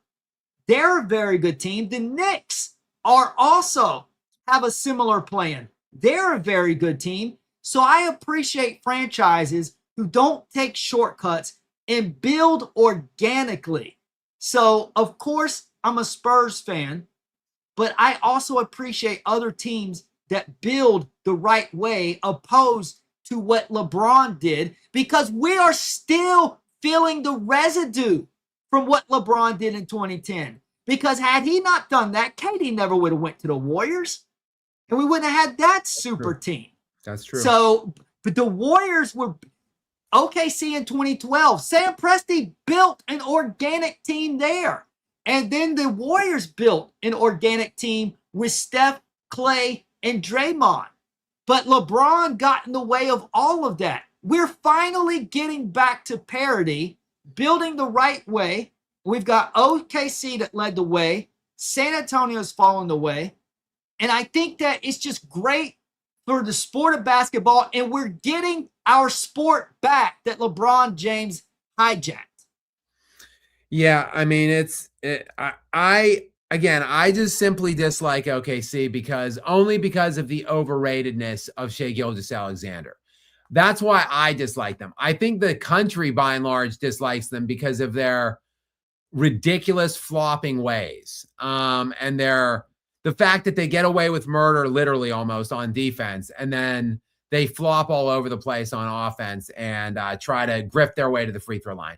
It's crazy that like they're so early on in the run and so disliked already. Like I again was talking about this earlier. Gary, you disliked the Jordan Bulls, but like 90% of the country loved Michael Jordan and the Bulls. Yes. Like if you lived in a market or an area where he was beating on your team, you hated him or whatever, or if whatever, maybe other reasons you might have disliked, but the vast majority of the watching public and basketball fans loved Michael Jordan. Like the fact that we are only in year 2 of SGA's reign with the Thunder, and like the whole country is rooting against them other than Oklahoma City is crazy to me. Like they must be extremely unlikable if that is the case. Like it's not just me. Yeah. They are annoying for sure because they play very physical, which I'm okay with. But then when you play physical, then they flop all over the place and whine and complain. And Lou Dort also going.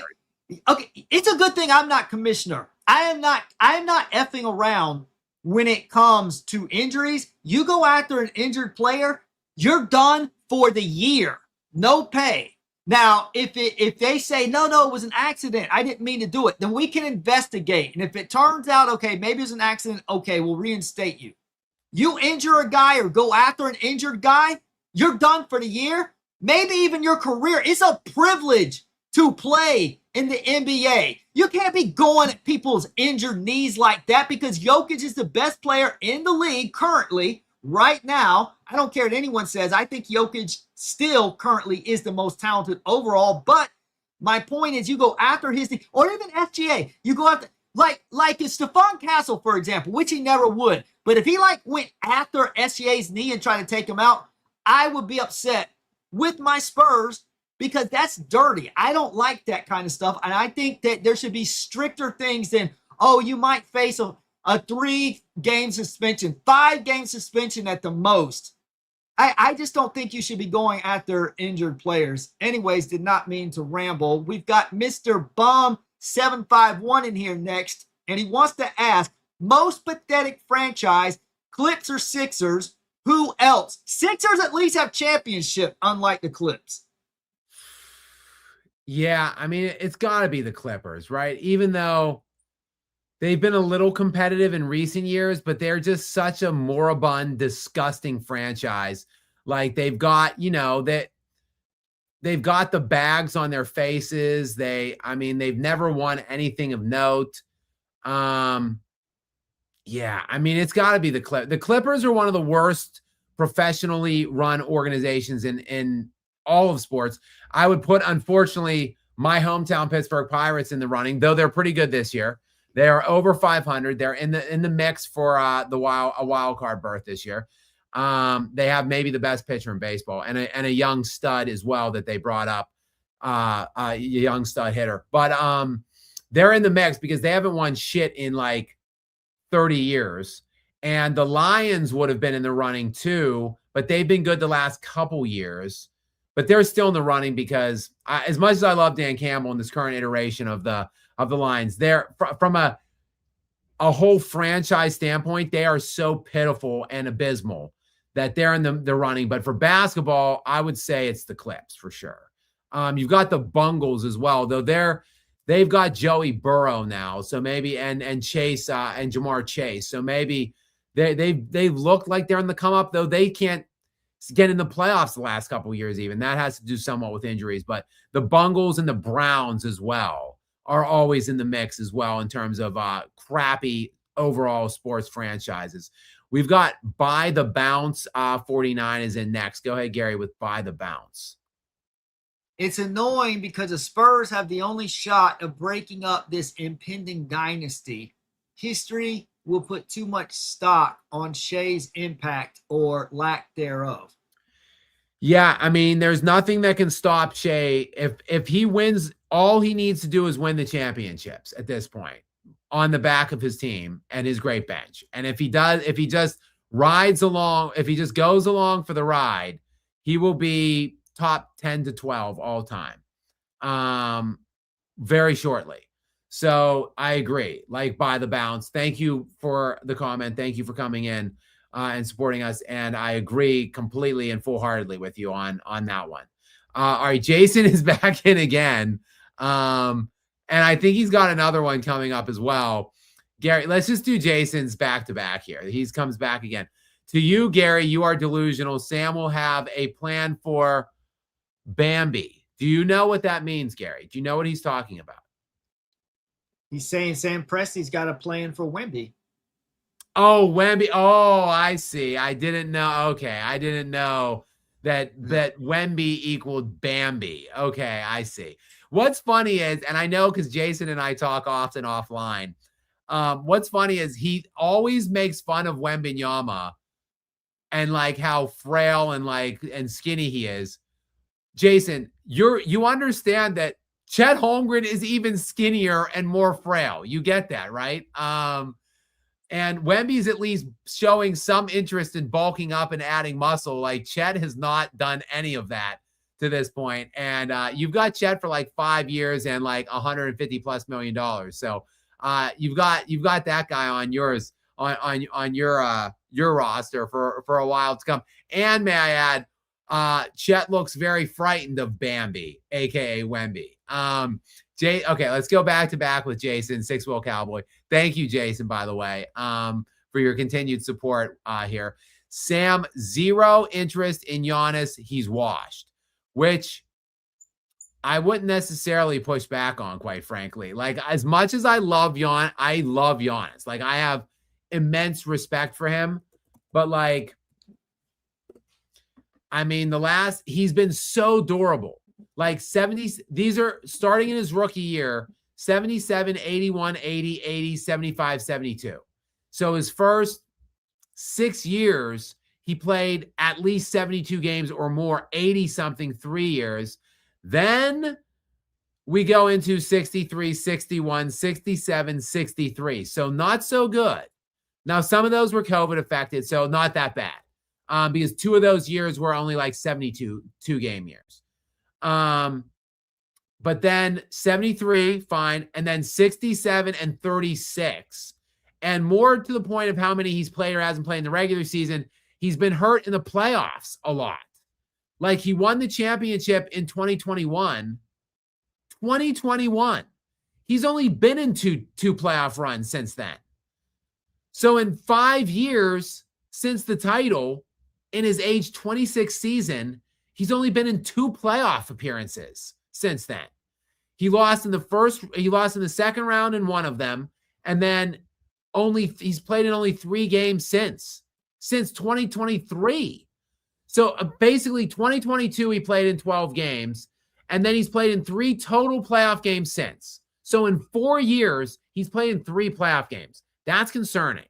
So I would think long and hard before trading for Giannis Antetokounmpo, actually. Go ahead, Gary. So let me ask Jason, you can do in the regular super chat if you want. If Sam would have, to my hypothetical, if the Spurs had dominated the Thunder and went on to win the championship, you would have to feel a certain type of way about that. What move would you make? You know, you have 2 draft picks coming up, of course, and at number 12 and 17, I believe. Gary. But what move would you make? Why would you not be interested in Giannis? Gary, let me answer this for Jason, because I know he wants Jokic. He wants to trade a couple of their assets and like 5 first rounders for Jokic. Well, yes, that would be scary, but that ain't happening. Mainly Jokic because doesn't Denver's wanna go not going to do anyways. it. Denver's not in a place where they're going to trade Jokic. If they were to do it, it would make, like, hypothetically speaking, like J-Dub is like 20 whatever 6, and but like he looks like he's really injury prone now at this point, but he's coming off of all NBA 2 all NBA selections last year. If you would send, like, say J-Dub and Holmgren with like 5 first round picks and and AJ Mitchell, let's say, like if you send that package, AJ Mitchell, Holmgren, J-Dub, and like 4 or 5 first round picks, that's a good package for Denver. They still won't do it, but that's a good package. So I don't. Does Jokic have a no trade clause? I don't think so. I want to double check on that. Keep talking. But that's what he wants. Look, they would be unstoppable even if they whatever they gave away.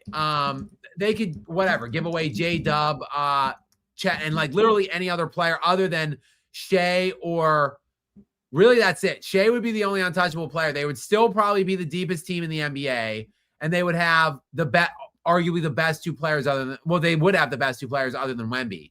2 of the 3 best players on the same team. Like, it would just be ridiculous. Jokic wouldn't want to go, and the team I don't think would want to trade him. But like that, I mean, hypothetically speaking, like that's a good package for Denver if they got something like that. Yeah, he does not have a no trade, so it's not up to him. It's up to the franchise. Like Luka didn't want to go to the Lakers. You saw the dude looked depressed. He didn't want to be. He wanted to be in Dallas. So Jokic also wants to be in Denver, but they could pull a Nico Harrison, but I don't think they would. But they could. My whole point is that you're vulnerable as a player if you don't put a no trade clause in your contract. Yeah. I mean, there's honestly not many. There's like 10 players ever, I think, that got a no trade clause at this point. I bet if Jokic signs one now, if he signs that 4-year, $290 million deal extension or whatever, I bet he'll get a no trade clause in it. But there's not many people all time. Let me just look it up real quick. And they're all, Gary, all-time greats, except for there's like one weird guy that had Bradley Beal had one, weirdly. But other than that, all the other guys that have had one have all been like crazy, like all-time great players. So here's the list. There's in NBA history, only 11 players have ever negotiated a true, explicit no-trade clause within their contracts. To qualify for this rare provision, a player must have at least 8 seasons in the league and at least 4 years with their current team. The players that have had one are Damian Lillard, Dwayne Wade, John Stockton, David Robinson, Dirk Nowitzki, Kevin Garnett, Tim Duncan, Kobe Bryant, Carmelo Anthony, LeBron James, and Bradley Beal. Like, I don't know how the hell Bradley Beal got himself a no-trade clause, but like all those other guys, insanely great all-time players. And Jokic will qualify for that. Like now he's been in the league 8 years. He's been with his team for 4 years. He is a ridiculous all-time great. He will be signing a $285 million contract. Like he can get whatever the hell he wants. So I would imagine he likely will probably put in the no trade provision moving forward. All right. La President is in next. What's up, La President? Welcome into you. Go ahead, Gary. Let's see the question or comment from La President. If OKC wins the title, they'll say SGA won a title without his second best player really playing this year. Something Kobe or Jokic couldn't do. Yeah, right. That is what they'll say. I mean, I don't agree with that statement, La President, but you're right. That is another thing that they'll say, though I do believe J-Dub will be back for the NBA Finals in my estimation. But regardless, the team is so loaded. And look, the problem is actually like last year in the playoffs, Shai was really good last year in the playoffs, even though his on-offs and plus minuses weren't breathtaking. But like his advanced numbers are not good right now, or his net swings and like on-offs right now are beyond lousy and terrible. So I think, honestly, I do think there's a narrative trending that's more so about like the strength of the team over SGA based on what's happening in this playoffs right now. And the strength of Shai's team isn't his second best player. It's his entire roster. Like Jokic has never had a team or a good second or a great second player, really. Kobe has had a great second player and not a lot around that other play. Like, I'm not saying Shaq was the second option, though. I think Kobe and Shaq were co-one options. But like, though, it was those two guys and really very little else. And then it was Kobe and like Pau Gasol, a serviceable all-star caliber player, and like no other top-end players, like decent players. But Shai just has such a depth of talent around him that it's really not about who his second best player is. It doesn't really matter. Jamos is back in again. Thank you, Jamos. Welcome back into you. Gary, what's the latest from Jamos? Don't let all this madness distract you from the fact that little game James Harden will ask for a trade, fat suit, and a trip to the club after all this. Well, he's not going to have to, luckily for him this time, because he's got a player option. So he'll have to decline the player option and he could just go out into free agency and go wherever he wants. Or he could do a sign and trade with Cleveland and help facilitate where he goes to. Or he'll re-up with Cleveland. Those will be the three options at the end of this year. I think he wants to play like probably two more years. So we'll see which way it goes. It's going to be, I think, somewhat dependent on how the rest of this series goes. If he continues to crap his panties, or if he and the Cleveland Cavaliers get off the mat at home and then do something the rest of the way moving forward. Gary, King Speech Road just wants you to say that you're spoiled by the Duncan era. Were you?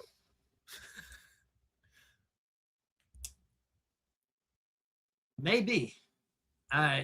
It was a great 20 years. It was a great 20-year run.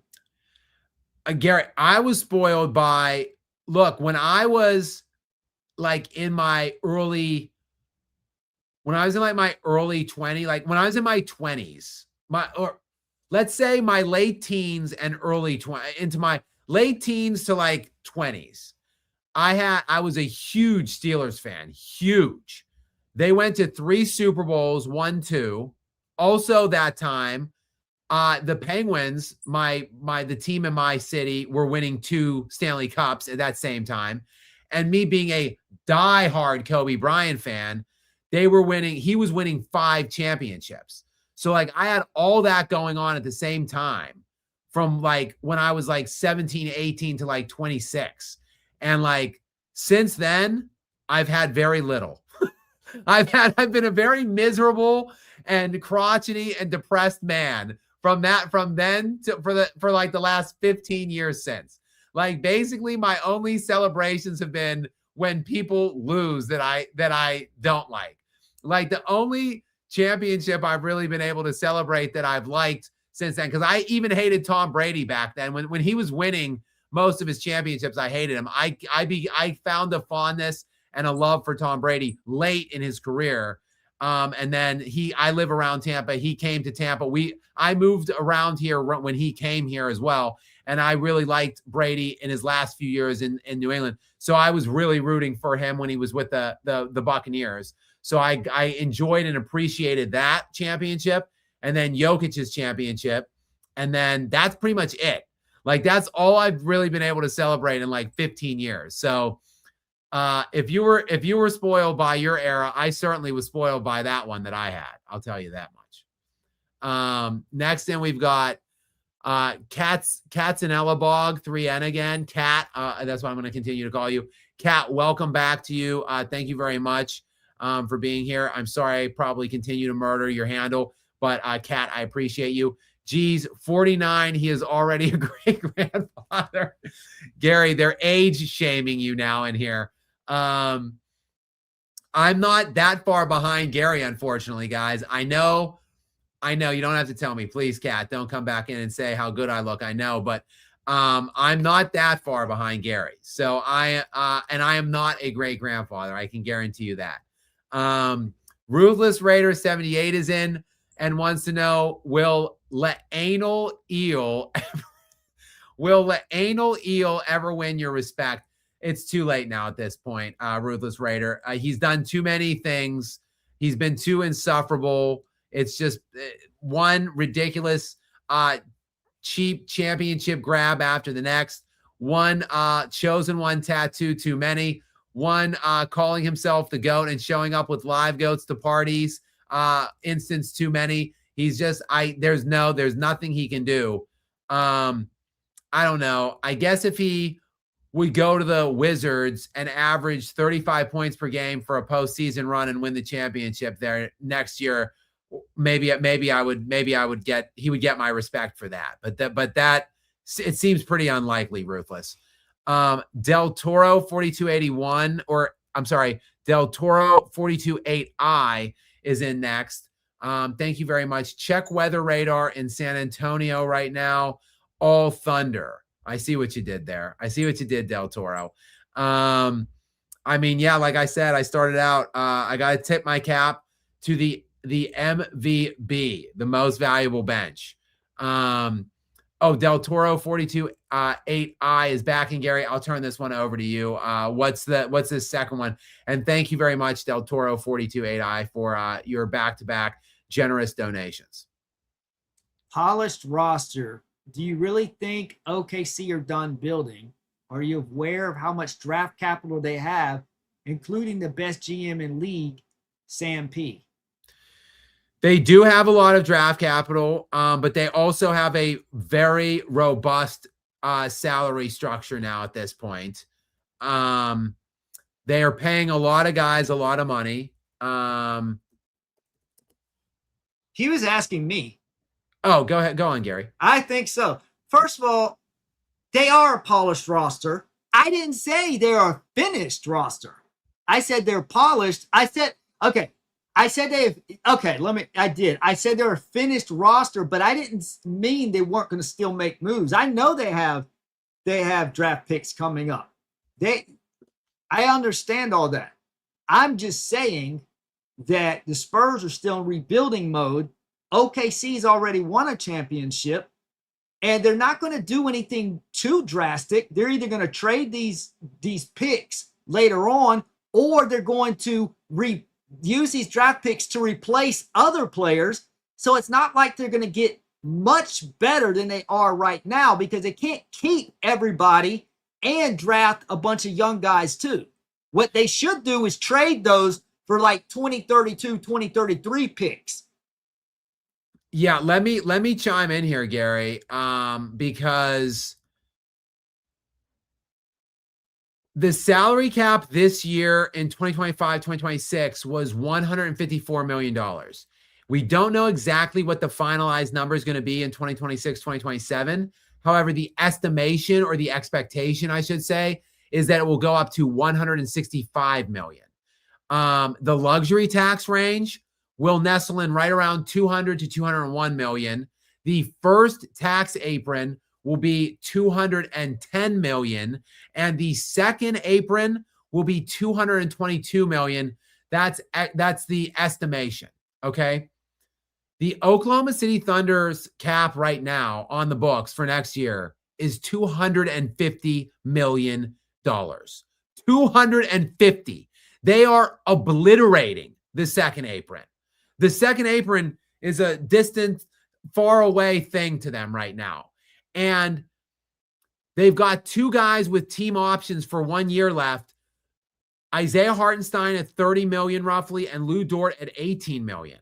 So they got to figure out what they're doing with those guys. Probably going to need an extension or to decline that option, and those guys will leave. Or a sign and trade, and they'll go elsewhere.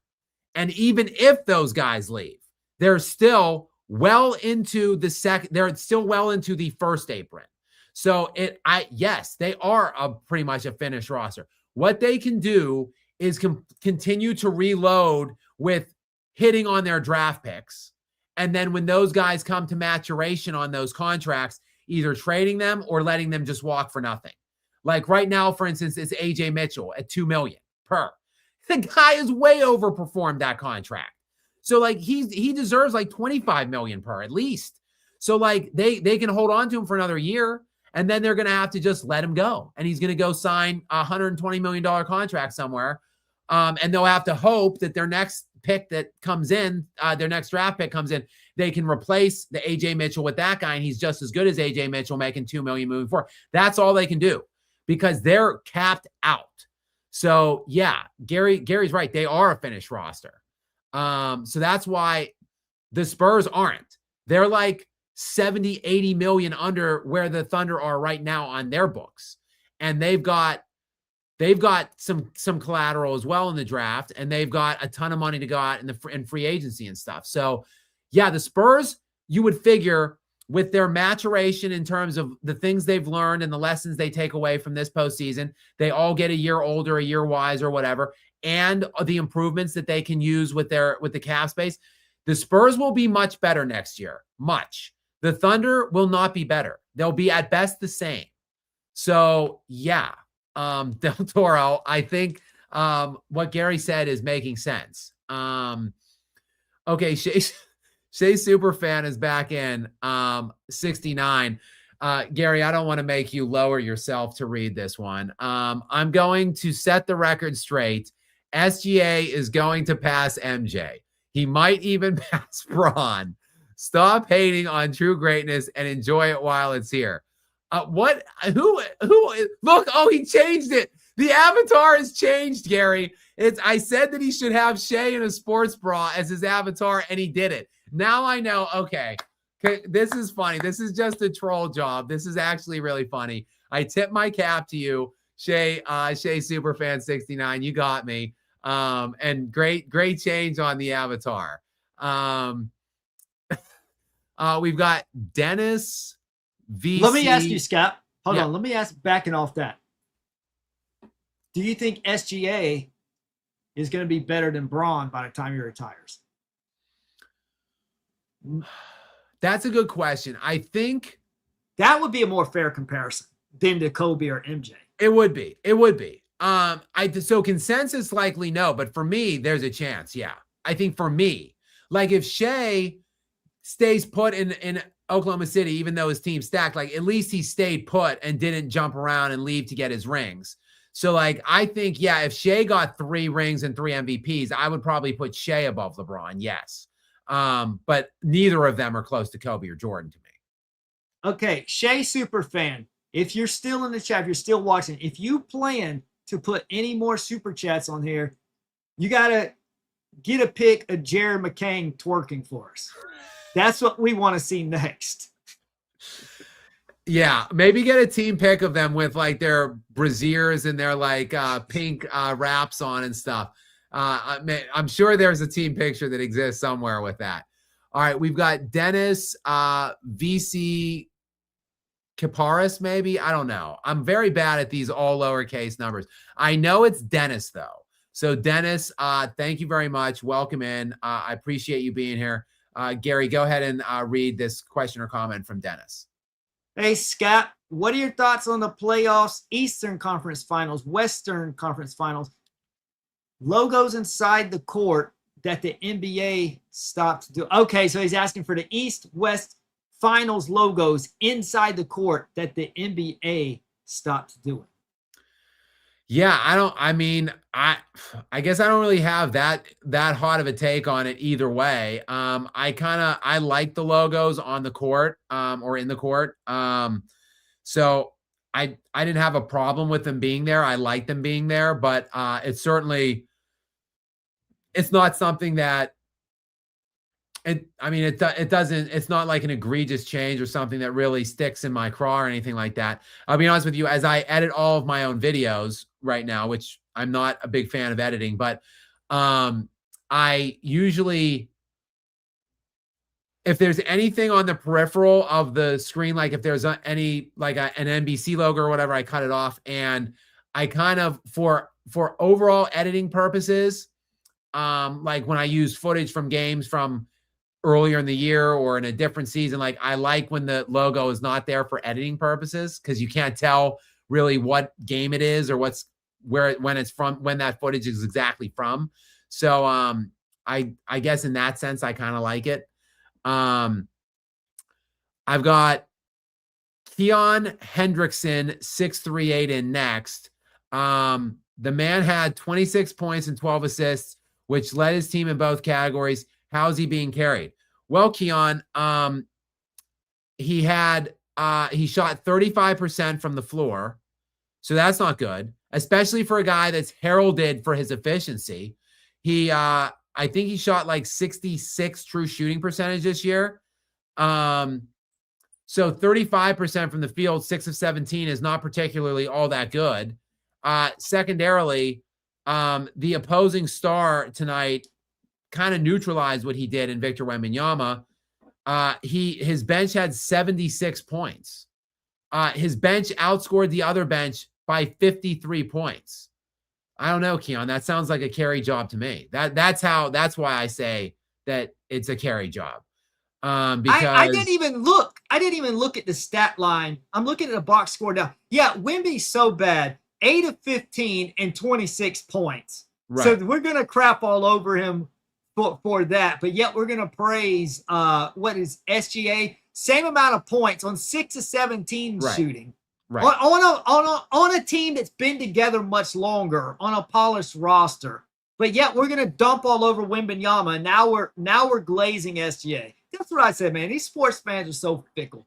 It's Gary. SGA has moved into Jokic territory now. He's too good. He's too great, and people just expect like people. You mean Wemby? You said SGA. Yeah, Wemby. I'm sorry. Yeah, Wemby has moved into Jokic territory where like Jokic, if he's not 35, 15, and 10 on 65% shooting, he's ass.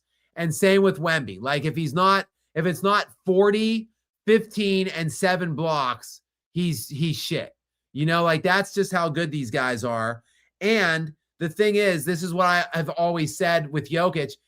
He's not supposed to be able to compete. Like Wembanyama, like his team is very good and up and coming, but like that team isn't equipped to compete with the team of the Thunder. Like it's all on Wemby. Like he has to like destroy Shai for them to have a chance, basically. So like, it's just an unfair ask. It's an unfair ask for Jokic, and it's an unfair ask for Wembanyama. And Keon, the ask is not unfair at all for SGA. That's why it's the easiest job of any all-time great maybe that I've ever seen. Definitely any MVP I've ever seen. Medved Ted is in next. Welcome in, Medved Ted. Thank you for being here, and thank you for your generous donation. Gary, what's the question or comment from Medved Ted? SGA flops intentionally to draw a foul, something that Wemby and Jokic don't do. He can take bad shots, and if he gets foul call, it does not count as a field goal attempt, and it goes in, he gets and one and gets counted as field goal attempt. He spams. I think he meant scams. He scams this. Oh, no, he doesn't. He spams this. But I think that he's not only a spammer, but a scammer as well. Yeah, I mean, it honestly is. It's just unbecoming because I think Shai is a very talented player, and it's unbecoming of such a great player and a decorated player and a player that's going to be so well renowned historically that he goes to these pathetic tactics. Like, I just wish he would be, ethical is the word. Like when Wembanyama won, when he beat them in the cup, in the in-season tournament cup, and Wembanyama is so careful and measured with his word selection, and you see whenever he's asked a question, he thinks about it for a minute, and he wants to really select his words carefully. And he said something to the effect of when they beat the Thunder in the Cup, that he was honored to be part of something so beautiful and ethical, was what his answer was about his Spurs. So he obviously, to me, was taking a shot at SGA specifically. And a lot of star players around the NBA are. Like, a lot of star players think that Shai is a joke, quite frankly. That these things that he does is pathetic. And I think that it is. So I'm with you, Ted, and I like your handle. Will N8664 is up next. What's up, Will? Welcome into you. Gary's got something about Caruso for us here. Caruso should know better than to pull that stunt on Castle while he was in the air, considering Grayson Allen did that to him a while ago, causing injury. Yeah, I mean, look, the Thunder are gonna thunder, Will. They don't think about those kind of things. They just play it up to the line and beyond. Like, whatever they can get away with, they will. Like, that is the seedy little tactics of the Oklahoma City Thunder. If Jason's still here, he's probably just laughing still at us, at me continually complaining about the Thunder, but that's just what they do. That's who they are. And they're going to do whatever they can get away with. And their expectation is, if we do it every time, every game, all season long, we just simply can't get called for everything. And they're right. Ruthless Raider 78 is back in with his typical every night Zion question or comment. Does Zion love when people call this the cupcake era?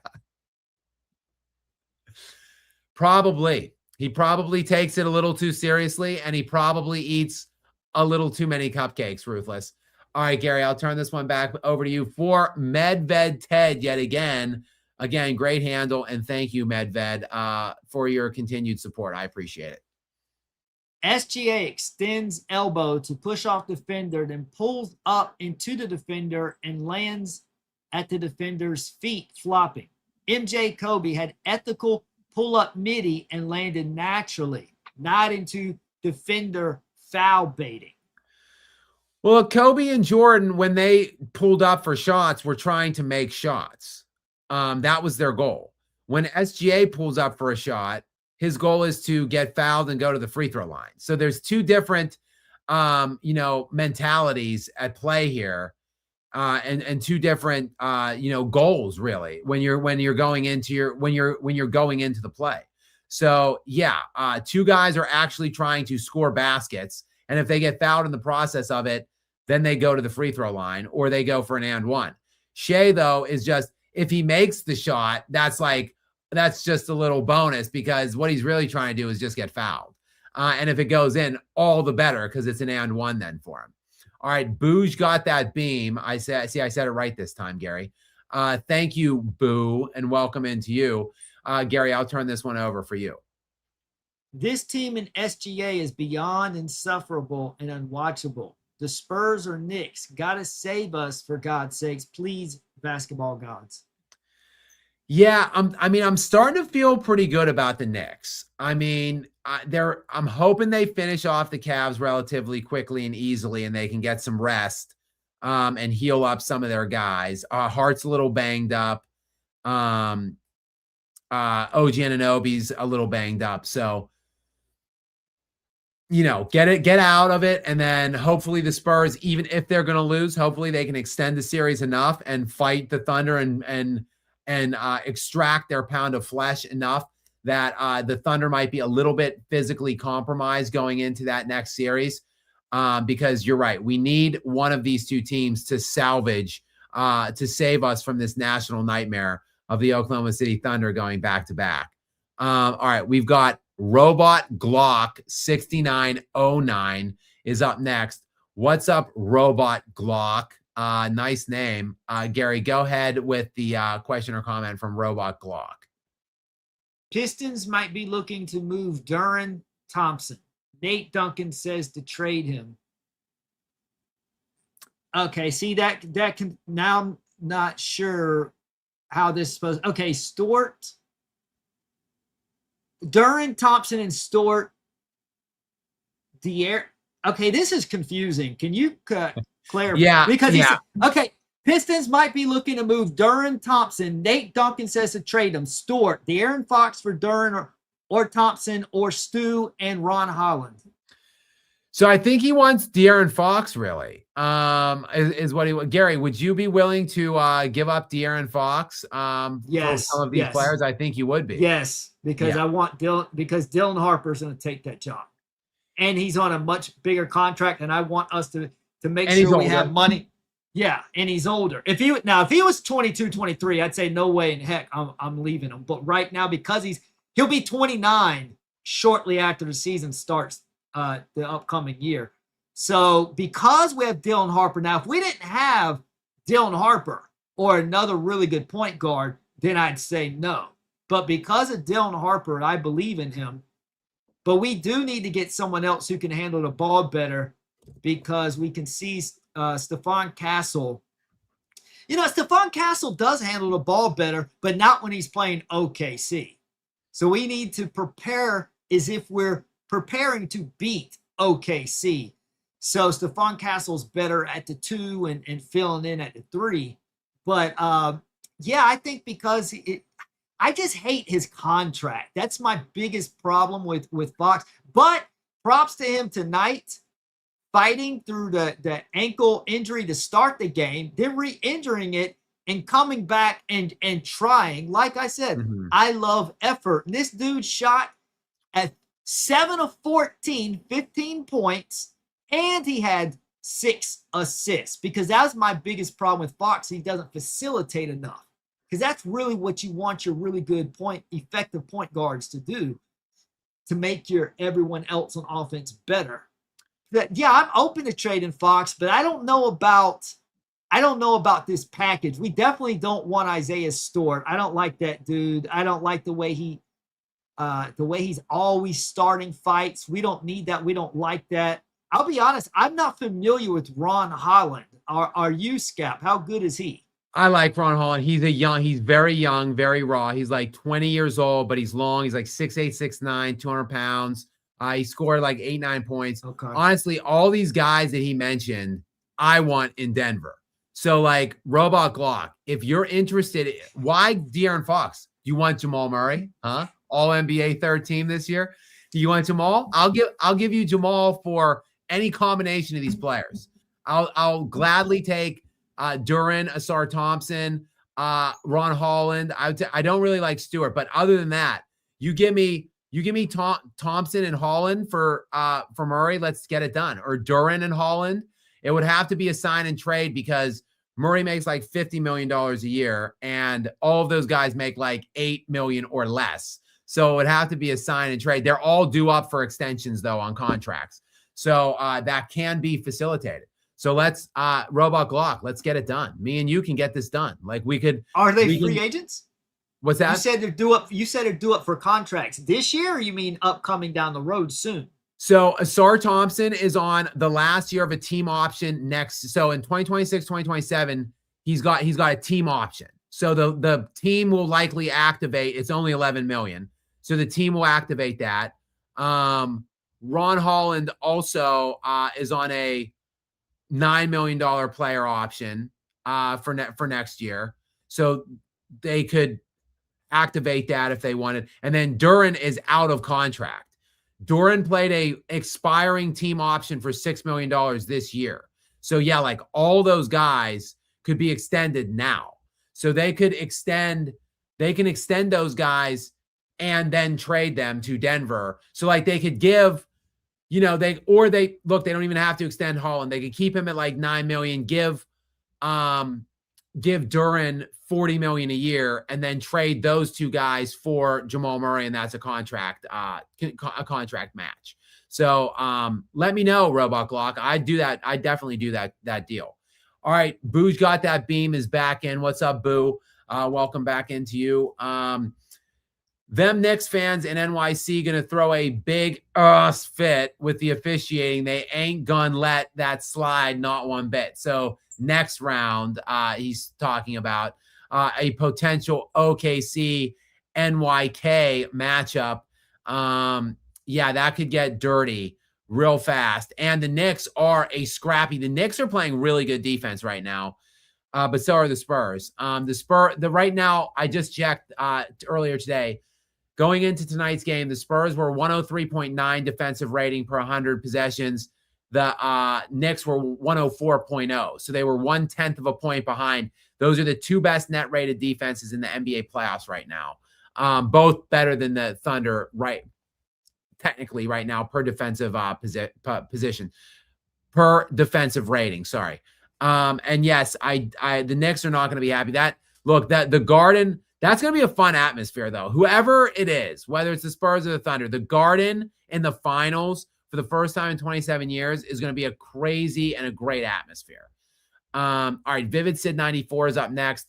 Loves Giannis, but he vouched for Lillard and Doc. That's true. He wanted both of those guys. But look, sometimes players don't make the best GMs. Just ask La GM. Though LeBron has actually been a pretty good team builder, actually. He has a couple bad selections, like Russell Westbrook didn't work. And I don't really think him going to Cleveland next year would work either, but I don't think he's going to go to Cleveland. I don't think him and Harden on the same team would work at all. But other than that, LeBron's okay at team building, actually. Will N8664 is up next. Go ahead, Gary, with I'll turn this one over to you. Thank you, Will, by the way. What did y'all think about the all defensive teams? Only issue I have is OG not making first team. Oh, goody. I didn't know that they were released. That means the all NBA teams are probably right around the corner too. This is breaking news. I did not know 6 hours ago. Breaking news. Spurs, Wembenyama, lone unanimous, all defensive first team pick. Thank you very much, Will. Let me look in to see the picks right now. Okay, here we go. I've got the teams first and second. First team all NBA defense, 200 points would be unanimous. So Victor Wembanyama, the only unanimous pick, 200 points. Chet Holmgren, 190 points. So a near unanimous pick for Holmgren. Asar Thompson, 166 points. Gobert, 151 points. Derek White from the Celtics, 146 points. So that's your first team with three centers: Rudy Gobert, Chet Holmgren, and Victor Wembanyama. And then Asar Thompson and Derek White fill out the rest of the first team. The second team is Scotty Barnes from Toronto. Scotty Barnes is going to be all-star. Of course, my main man, Darko Rajakovic, dropped Scotty Barnes' name in that. It's a complete crap rant. Kaysen Wallace from the Thunder. Bam Adebayo from the Heat. OG Anunoby from the Knicks. And Dyson Daniels from the Hawks. So there is your first team. It is insane that the Thunder have only two players on this team. Like, it just unequivocal madness in my estimation. So that's one of my major takeaways, Will, is that the Thunder only have two players on there somehow. But other than that, I think the list looks pretty good, quite frankly. All right. Vivid Sid back up. Lillard is not an all-time great, LMAO. Because I said that all of the players that had no trade clauses are all-time greats. I don't know. I mean, he's a top 75 player, he probably didn't get voted top 75. But he was selected. Damian Lillard was selected to the NBA 75th anniversary team in 2021. So he is a top 75 player. I was going to say he probably is, but I didn't know that he would have gotten voted because of his age at the time that team was selected. But he did get voted as such. Look, he's been All-NBA first team once, All-NBA second team four times, All-NBA second team four times, and All-NBA third time twice, All-NBA third team rather twice. So 1, 2, 3, 4, 5, 6, 7 total All-NBA selections. Top 8 in MVP 1, 2, 3, 4, 5 times. Like 8 or 9 time All-Star. I mean, come on. 25 points per game, 7 assists, 4 rebounds per game average, 25 and 7 per game. Come on. He is an all-time great. I mean, he's never won a championship and he's never even been close, but he is an all-time great. Come on. Vivid Sid 94 is back. And also, Drew made Lillard look foolish after the trade. I assume you're talking about the Milwaukee trade. Yes, Drew was a much better fit on the Bucks than Damian Lillard was. But Lillard also really hasn't been the same player since that trade, in my estimation. Like, he was 33 years old at that point. He's been substantially lesser in the last 2 years we've seen him.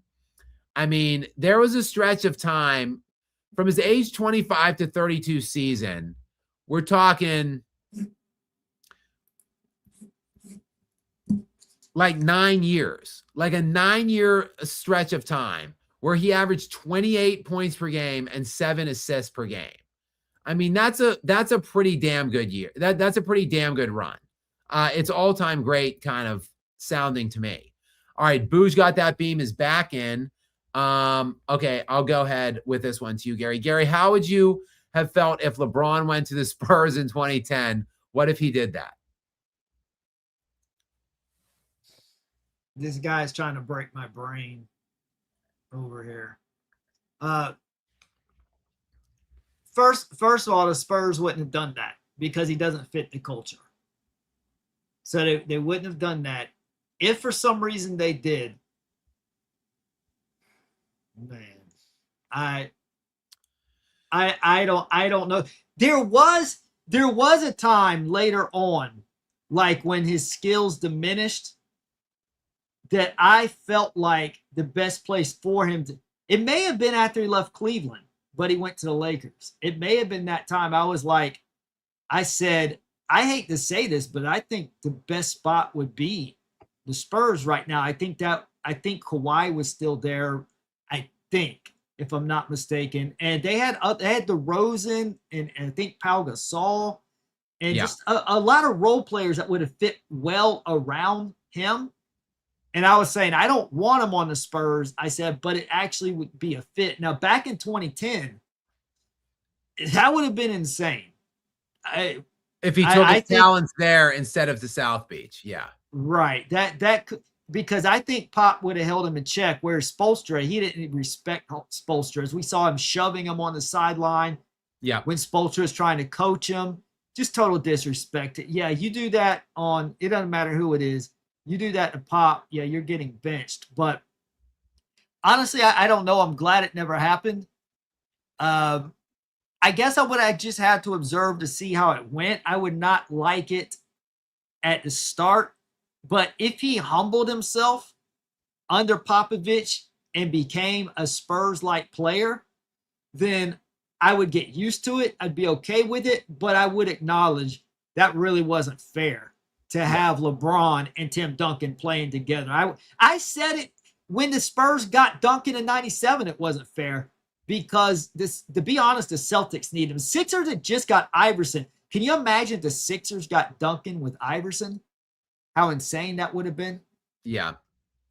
That would have been something. Booze, nice hypothetical. J-Mos is back in. Go ahead, Gary. I'll turn this one over to you too for J-Mos. Thank you again, J-Mos, for your continued support here. I appreciate it. As a New York City native, currently living in New Jersey, still work in New York, I'm glad I work remotely. That commute when the Knicks get to the finals will be nuts. Imagine them actually go on to winning the finals. If the Knicks win the NBA championship this year, that city is going to explode. I can't even imagine what New York City is going to be like if the Knicks win the NBA championship. That fan base is so crazed and so in love with the Knicks, and it's been so long that, yeah, I mean, don't just, J-Mos, you might want to even leave Jersey at that point if that happens. Just get out. Get out for like a week to 10 days Go stay with friends or families in some other state because that city is going to go absolutely ballistic. Keon Hendrickson 638 is in next. I didn't tear down Wemby. My point was SGA found other ways to impact the game despite a poor shooting night. No, I'm not, Keon. I'm not suggesting that you were tearing down Wemby. And I don't even think that, I don't think that's what Gary was suggesting either. Just that the asks are different. Like Wembenyama had, like, what do you mean? Like Wembenyama impacts the game as well in other ways. Like I don't know what you mean. Like Wembenyama is the guy on defense. I don't think I can see quite yet what their defensive ratings were and et cetera, and offensive ratings tonight. But Wembenyama impacts the games plenty when he's not, big in the box score, though he scored the same amount of points as SGA. Your question was, how can I say he's carried? Well, again, his bench had 73 points. Like, I mean, look at Jokic impacts the game a lot of different ways too when he's not scoring the ball well. He had 26 points per game last time. Again, look, Shai had 26 points tonight on 35%. Jokic had averaged 26, 13, and 10 assists per game in 6 games on 45% and got beat in 6 in a very uncompetitive 6-game series, may I add, in the first round.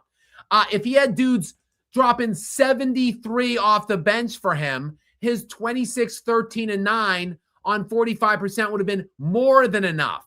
That's my point, Keon. He's got an easy-ass ask. The easiest ask of any player, any star player, any MVP player, probably ever. I mean, Kevin Durant had an easier ask probably on the Warriors, but KD wasn't winning league MVPs with the Warriors. I bet he wasn't even finishing second because it was too easy. It was too easy of an ask, just like it's too easy of an ask now for SGA. It's no shade, Keon. It's just that he's not an MVP. He's not a deserving MVP. Go ahead, Gary. Can you think of a comp to SGA if let's say SGA was on a team that won like 45 games, maybe like a 6 seed and a 5 or a 6 seed.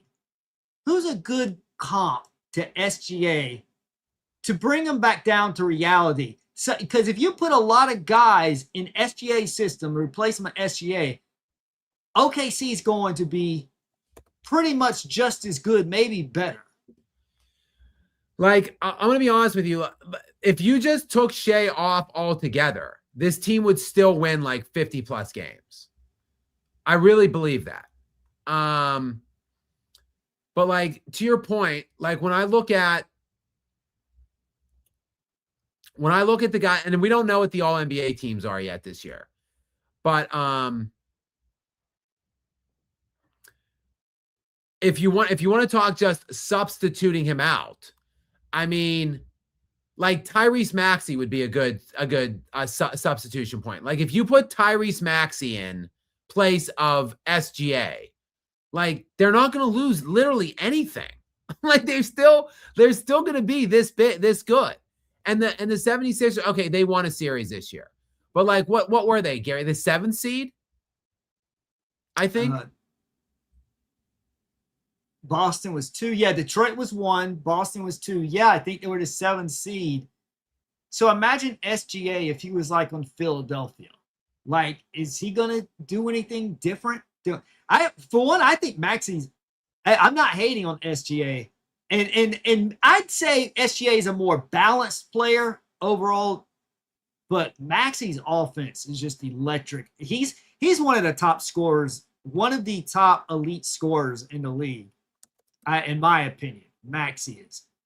I just love his competitiveness too.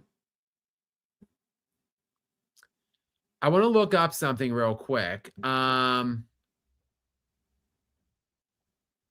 So the Oklahoma City Thunder have the best bench in the playoffs right now.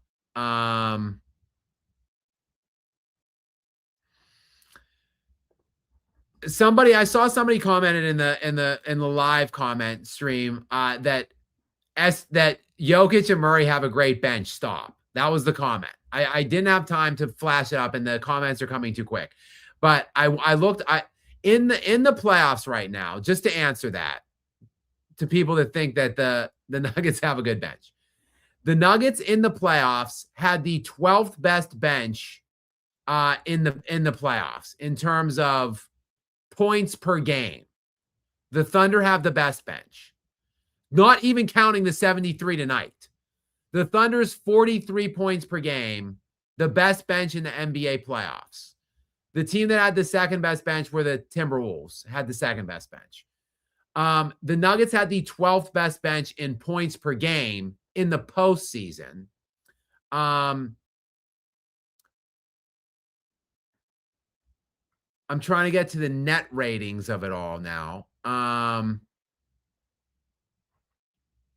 The advanced metrics, if you will. Yes, here we go. The net ratings of playoff benches. The Nuggets were the 11th best rated bench out of 16 benches in the NBA playoffs. Again, the Oklahoma City Thunder are 1. The New York Knicks are 2. So the two teams that are likely to get to the NBA Finals have the best benches in the playoffs. So whoever thinks that the Denver Nuggets had a good bench, they didn't. Even if they scored some points in the regular season because of all the injuries or whatnot, fine. But when they get in the playoffs, what do? Their ass is what they are. Gary, did you want to add something there? Yeah, go ahead. No, I want to tell you what we're going to do is we're going to go down. Thank you, Keon. Keon has given a $20 donation adding to this. Let's go to that now. There we go. I never said Wemby and Jokic didn't impact the game in other ways. I was talking about SGA specifically, but I understand Wemby's impact on both sides of the ball. And Maxey in place of SGA doesn't win a champion. You couldn't be more wrong. Totally You disagree. could not be more wrong. Maxey Totally would disagree. it would be more explosive. It wouldn't be as close. Oh my, could you imagine that? That would be electric basketball. Maxey running the point in OKC. Keon, I'm going to tell you what. I don't want another super chat from you. Thank you very much for your very generous donations, not just there, but throughout the night. I'm going to go over to the live chat right now, and I'm going to watch for your comment here. If the Oklahoma City, I'm saying take off Isaiah Hartenstein and Shai Gilgeous-Alexander from the Thunder. Don't add anything else. Just take those two guys off, SGA and Isaiah Hartenstein, and put Nikola Jokic on the Thunder. What happens? I'm saying they win 75 games and don't lose a game in the playoffs with Nikola Jokic on that Thunder team, surrounded by those perimeter defensive pieces and Chet Holmgren as a rim protector to supplement beside Nikola Jokic. I'll wait for you, Keon, to answer me on the main chain. 75 wins for Nikola Jokic in place of SGA and Hartenstein and no other changes. And a literally a 16-0 championship run. If that were to happen, I don't see it coming from Keon. But Gary, if you can keep an eye on Keon's response to that. If that were to happen, then I'd say Spurs win a championship in 2032 instead of 28. I mean, it's just ridiculous. Like if Jokic had this team with these defensive guards and the Chet Holmgren, who is again second in NBA Defensive Player of the Year this year, and he got almost a unanimous first team selection. Chet did. So Chet would take care of all the rim defense that Jokic has trouble with, and then no one would be getting to the rim anyway because of these ridiculous defensive perimeter pieces. Nikola Jokic would easily win 4, 5, 6 championships with this team and 65 to 75 win games every year. So would not be fair. I'm just not impressed with Shai. It's Keon, it's routine what he's doing. It's mundane. there's multiple other players, to Gary's point, that could do it and that would do it in the league. Like 15 to 20 guys, I think that you can put on the Thunder and they would still win a championship. And maybe not 50, like 10. And Nikola Jokic, it would be a cheat code if he had this roster around him, minus SGA and Hartenstein. So I'm just not impressed. I don't know what to tell you.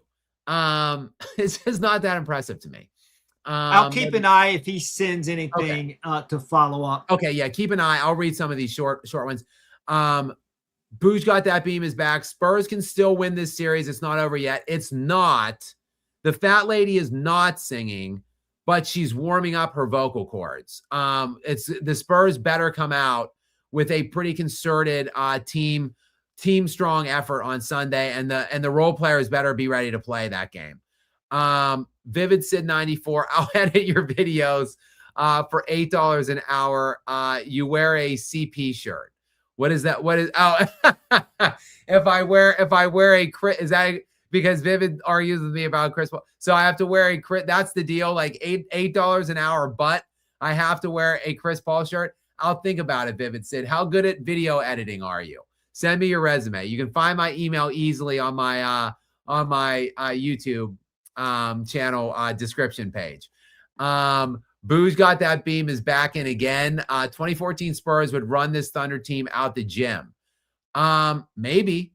They got Kawhi Leonard, peak defense. Kawhi Leonard would have been able to take Shai one-on-one head up. And then you still had Tim Duncan, who was still a defensive impact, even as old as he was, and a bunch of elite shooters and stuff around. I think you're probably right. I think that 2014 team, it would at least be a really good series. Gary, do you have any feelings on that? Yeah, I can't say. I can't really say. It would be a very good series.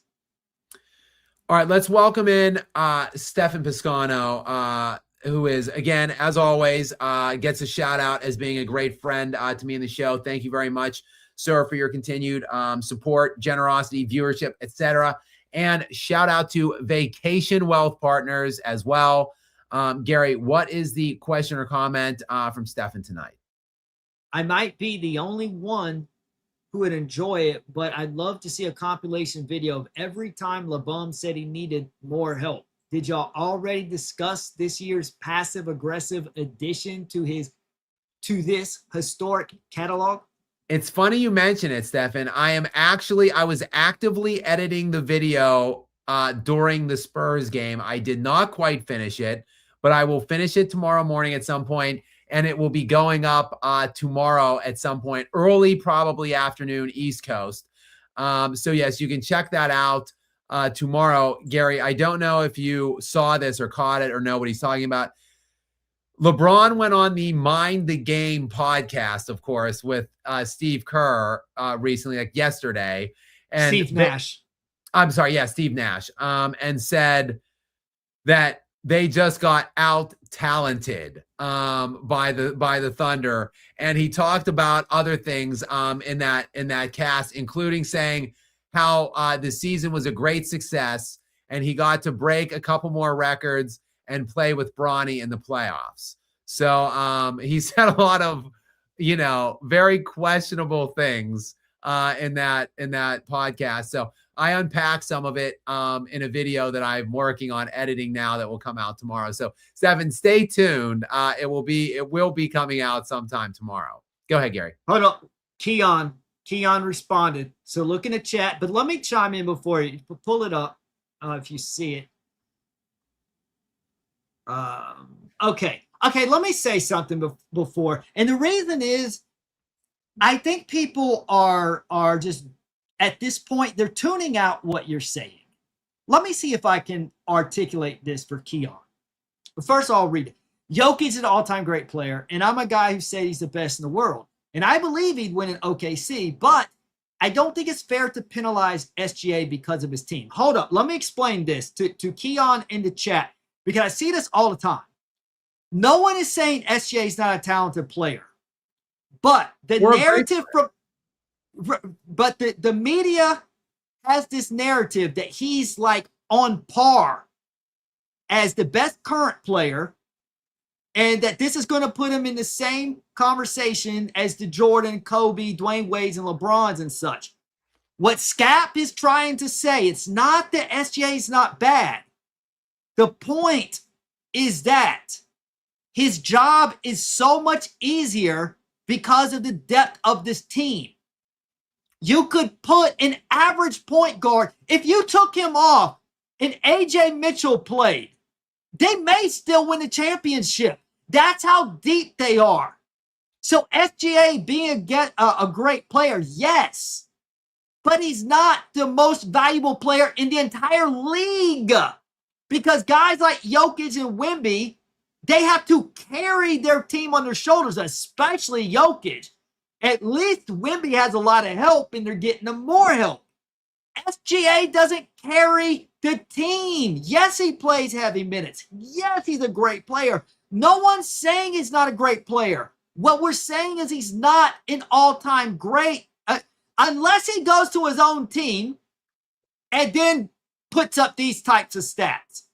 And then leads, if he goes to the Wizards and leads them to a championship, then he'd be considered like an MVP. You know, if they just had some complimentary role players around him and he led that team. The point is that, and it's not, we're not saying it's his fault.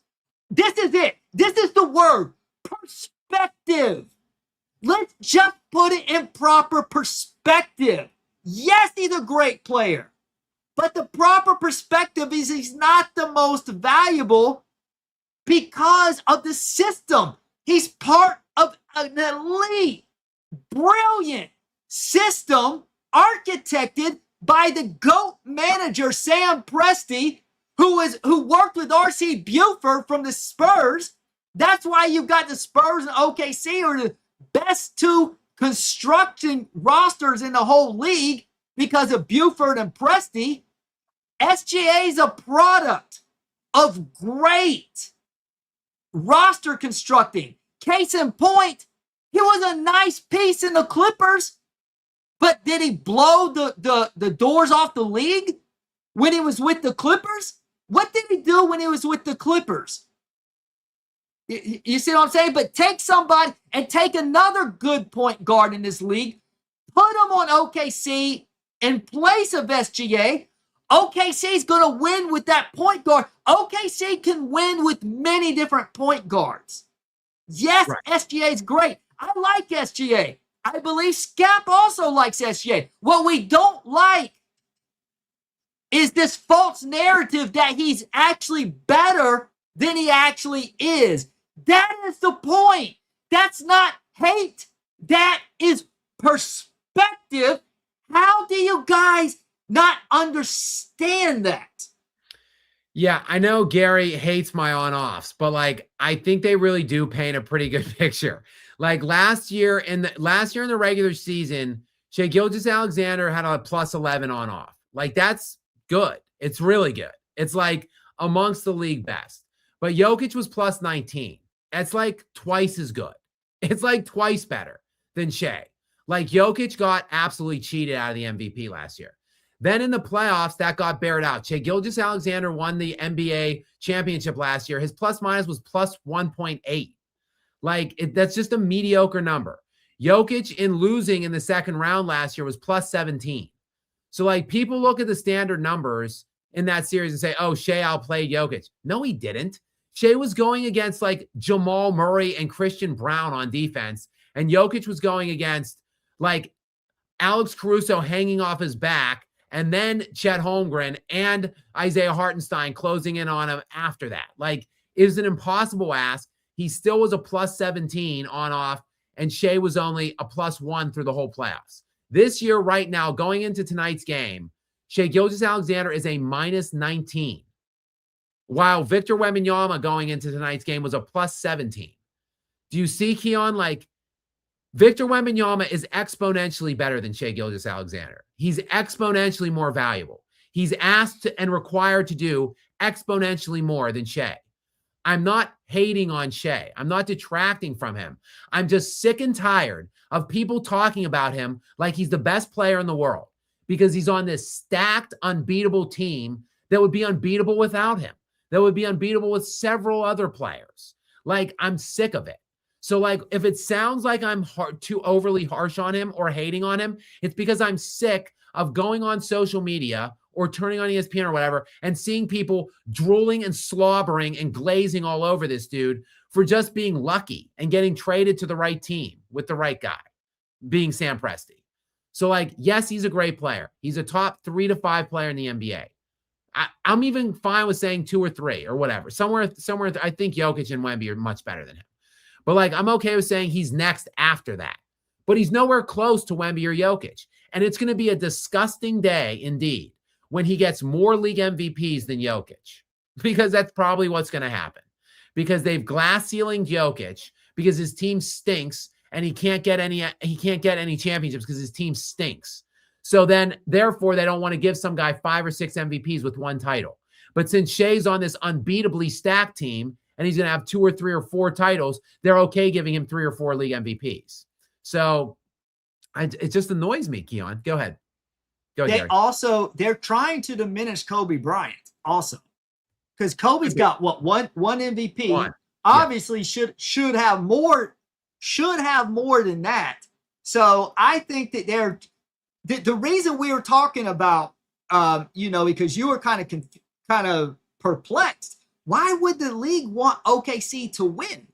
Because the league wants to diminish Kobe Bryant. And they're using SGA to do that because if they can diminish Kobe Bryant, you can't prove Kobe's better than LeBron, even though anybody can watch the game and tell Kobe's clearly better than LeBron. But that's why Nick Wright can get on and say, well, I mean, if anybody's vying to be as good as LeBron, it's SGA. He's already got more MVPs than Kobe. That's what this is about. The league, this has all got to do with LeBron, believe it or not. That's a deep rabbit hole. They really are trying, they're desperately wanting LeBron to somehow become the GOAT. So they're creating all these other narratives to fit that. Well, and that's why also they'll eventually glass ceiling Shai too, more than likely. Like they probably don't want him to get more than LeBron either. So I guess he'll probably get 3 just to offset Jokic, and then they'll probably likely not give him any more either, just so LeBron doesn't get past. I do believe LeBron's 4 is a stopping mark. That's why like they didn't want Giannis to get over it. They don't want Jokic to get over it. Speaking of LeBron, Gary, we've got another Bouge comment here. What if LeBron played the rest of his career with the Miami Heat? Would people still say he's a team hopper? Would he have won more rings under Pat? Probably. I think if he stayed with Miami, he would look better overall. He probably would have maybe not more rings than 4, but he would have, I'd say, probably 4, maybe like a much better organization than any of the other ones he went to afterwards, with a better coach and, a team that was actually had the ability to build around him and to construct something to help LeBron. And he just couldn't cut it. He just is so frail and such a beta that like he couldn't cut the alpha males that were in that organization like Pat Riley. Go ahead, Gary. This is a prime example why Kobe's better. When Shaq got traded, Kobe was by himself, but he worked through the rebuild. They got another piece in Gasol, won 2 championships in 3 years, 3 finals appearances, won 2 championships.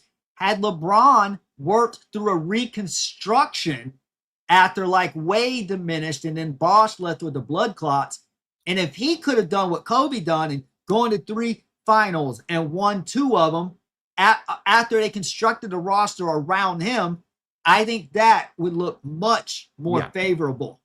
Agreed. Okay. Next, obviously, this could be Ruthless Raiders 78, who I love. Ruthless Raider. I love his comments. They crack me up. This could be his funniest one yet. Is Chet on roids? Obviously, the answer to that is a a glaring and definitive no.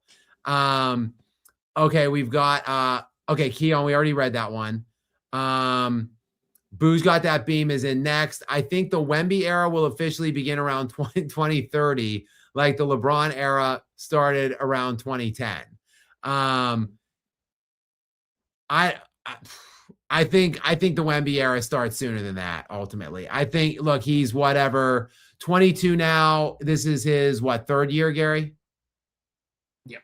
Yes. Yeah, I think at soonest it starts next year. At longest, it starts in like 2 years, because the only guy that can be above him at this point to me is Jokic. And Jokic is 31. He's going to be 32 in February. He showed a little bit of decline in the playoffs. So is that slippage? Is with that injury, or is it age and decline? So we'll see. If Jokic comes out like the first 34 games of the season this year before the knee injury, he's still the best player. If Jokic comes out like the Jokic that was after the knee injury and in the playoffs, then he's probably not the best player anymore. And I think it's already Wemby. But I mean, but he's the only guy. And then it's not going to be for much longer. Even if Jokic is still the best, he's got like 2 or 3 more years at most. And then it's either Wemby next year or soon thereafter, in my opinion. All right, Stefan Piscano is back. And I see a lot of names I like here.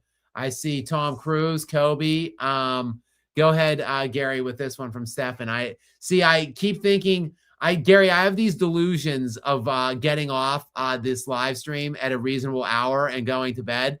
Like every night I go into these live streams, I'm like, maybe it'll be a 2-hour night or like a 3-hour. And then when it gets beyond 2 hours, I'm like, well, maybe it'll be a 3-hour night. And then I'm like, okay, well, I guess it's going to be 4. So basically, like what's happening now, it's 3. We're at 3.5, and Stefan is talking about Tom Cruise. So I know we're about to go on for at least another half an hour. Go ahead, Gary.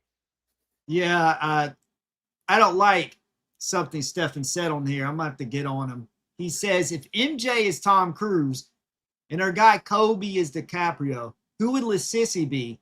Tom Green, Keanu Reeves, Scotty from Boogie Nights. Hold on. Why are we insulting Keanu Reeves, comparing him with LeBron? Keanu Reeves has done nothing to nobody, Stefan. What is your problem with Keanu Reeves? And John Wick, by the way, one of the greatest action films of all time. And every one of them deserved it.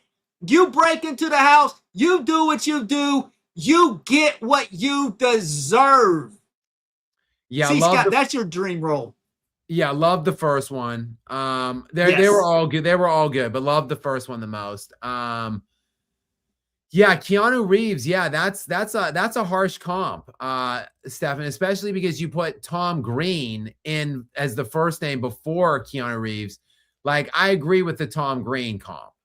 Or maybe Jonah Hill. I went to the Jonah Hill. No, Jonah Hill's a good actor though. We're not. What about Andy Dick? Someone more like that. Carrot Top or something like that. Well, Carrot Top may be a little funny with some of the gags he does and stuff. He's a little funnier than what LeBron is talented for the Lakers, anyways. But I guess you could say he turned into a joke. So maybe Carrot Top. What other Pauly Shore? Yeah, not a good actor. What about like? I never understood the guy Dennis Spade. Like that guy he's been in some good amount of movies. I never understood his brand of comedy or acting. It's sarcasm. He's funny sarcasm. I didn't like Tommy Boy, to your point. Mm-hmm. But he alone, if you just watch him in a conversation, he's just very sarcastic, and that's why he's actually funny. So I would give him credit. But we do need to do a little brainstorming and figure out who would be a good comp to Lassisi. You know, Tom Green. Tom Green, at least his show was funny when I was a kid, a teenager. Tom Green, there was a lot of stuff that wasn't funny on there, but he had some dialogue that was funny, but it's, you know what? Tom Green, the movies. I didn't watch the movies. I just heard how bad they are. So we'll say the movie actor Tom Green opposed to his terrible show. Yeah. I mean, I was not a fan of Tom Green, that's for sure. Oh, Stefan says he likes Tom Green. Who said that? In the chat, Stefan. He says, I liked Tom Green too, LOL. I'll tell you why this. are you comparing him to LeBron? I liked the movie Road Trip but he was not a huge part in that movie. Oh, I didn't watch that. He was like a secondary, but that was Gary. I was like a young kid. I was like young when that movie came out. So there's some nostalgia goggles on for me on that one. It's Hio is in next. It's Hio is saying, I can't say SGA is carried if they led the team in points and assists, even with bad shooting night. Otherwise, Kobe was carried in 09 and in 09 Game 7 finals. That was actually the 2010 Game 7 finals. Kobe didn't get 73 points off the bench. I can guarantee you that. Also, in the 2010 Game 7 finals, Kobe again, yes, led the team, both teams, in scoring and in fourth quarter scoring in a game and a series where nobody shot the ball well. Nobody. Let's look at it real quick, shall we? These are such stupid comps. I hate to call It's Hio your comment stupid because I appreciate you being here and I appreciate you supporting me and this stream. But this is a stupid comparison. It really is. Let's go and look at everybody shooting in that 2010 finals Game 7, shall we? First of all, the final score was 83-79. Kobe Bryant, not good shooting wise. Nobody, 1, 2, 3, 4, 5 for the Lakers. There was only 6 players that took a shot in that game. I'm sorry, 6 players that made a shot in that game. There were 1, 2, 3, 4, 5, 6, 7, 8, 9 players that took a shot. 3 of the 9 shot 0% from the field. And every other player except for Derek Fisher in that game was under 40%. Under 40. Everybody in that game except for Derek Fisher shot in the 30% range or less for the Lakers. That's what happened in that game. And for the Celtics, Paul Pierce 33%, Ray Allen 21%. Rondo shot 46%, KG 61%, and Rasheed Wallace 44%. So they actually shot a little bit better, than the Lakers, but they still lost the game. 83-79. 40% shooting for the Celtics. 32% shooting for the Lakers as a team. 32%.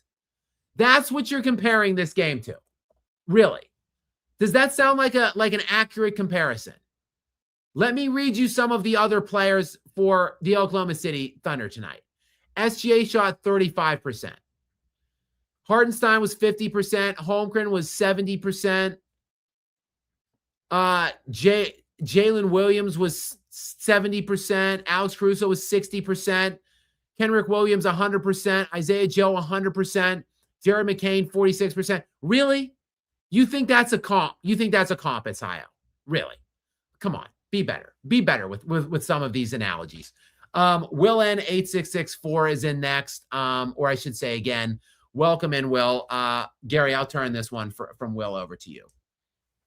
Who would win in a 4-way battle? Holdenstein Dort, Zaza Draymond, Morris Brothers, Bill Lane Beer, and Rick Mahorn. Well, definitely not the Morris Brothers. No. I would say maybe Holdenstein and Dort might be in the leaders in the clubhouse for this one. What do you think? Mahorn and Lane Beer. Yeah, I think probably true, and it was definitely legal back then, so they're probably even more well equipped on it. All right, Keon is back in again. Thank you, Keon. Welcome in again. Appreciate your continued generosity, even though you're fighting with us. I love the banter and the back and forth, though. Gary, go ahead with Keon's most recent retort, I'm sure. I know we've gone back and forth, but I'm a big fan of Skap and the channel, and Gary as well. So much love and respect to both. Keep up the great content, and congratulations on your graduation. I'm assuming you just graduated, Keon, with that photo. Keon, thank you very much again. As I already said, I'll restate what I said and echo it. Thank you very much for your support and your kindness in not only providing us with the super chats, but giving us good fodder and content to bicker back and forth with you on, and just the engagement and being here. Honestly, just for all of you guys being here for 3.5 hours or 4 hours or however long I'm always on here every night. It's crazy that hundreds of people stick around to hear us talk for this long. So thank you, Keon, very much. And yes, if that is you in the picture and you did recently graduate, congratulations to you. We've got Booge got that beam in yet again. I think this is the summer of the Nuggets where they get back into championship winning contention. Jokic will be fine. The only way that happens, Boo, is if they trade Jamal Murray and Aaron Gordon, and they don't botch those trades. They have to get the right packages and the right pieces for those trades, or they're screwed. I'll tell you, I wasn't getting warm and fuzzy feelings listening to that idiot, the de facto owner, Stan Kroenke's son, Joshy, little idiot Josh. I wasn't getting warm, fuzzy feelings listening to him talk about running it back this year and how if they didn't have the injuries, they would have been a 65-win team. So that certainly isn't encouraging me that they're going to blow this thing up like they have to in the summer, but we'll see. I'll reserve my judgment. All right. Vivid Sid 94 is back in. Go ahead, Gary. He's got an actual question now. So I'll turn this one over to you. Actual question now. Were you a fan of valuing advanced stats before Jokic came around? You don't fit the old heads / Kobe fan profile on this.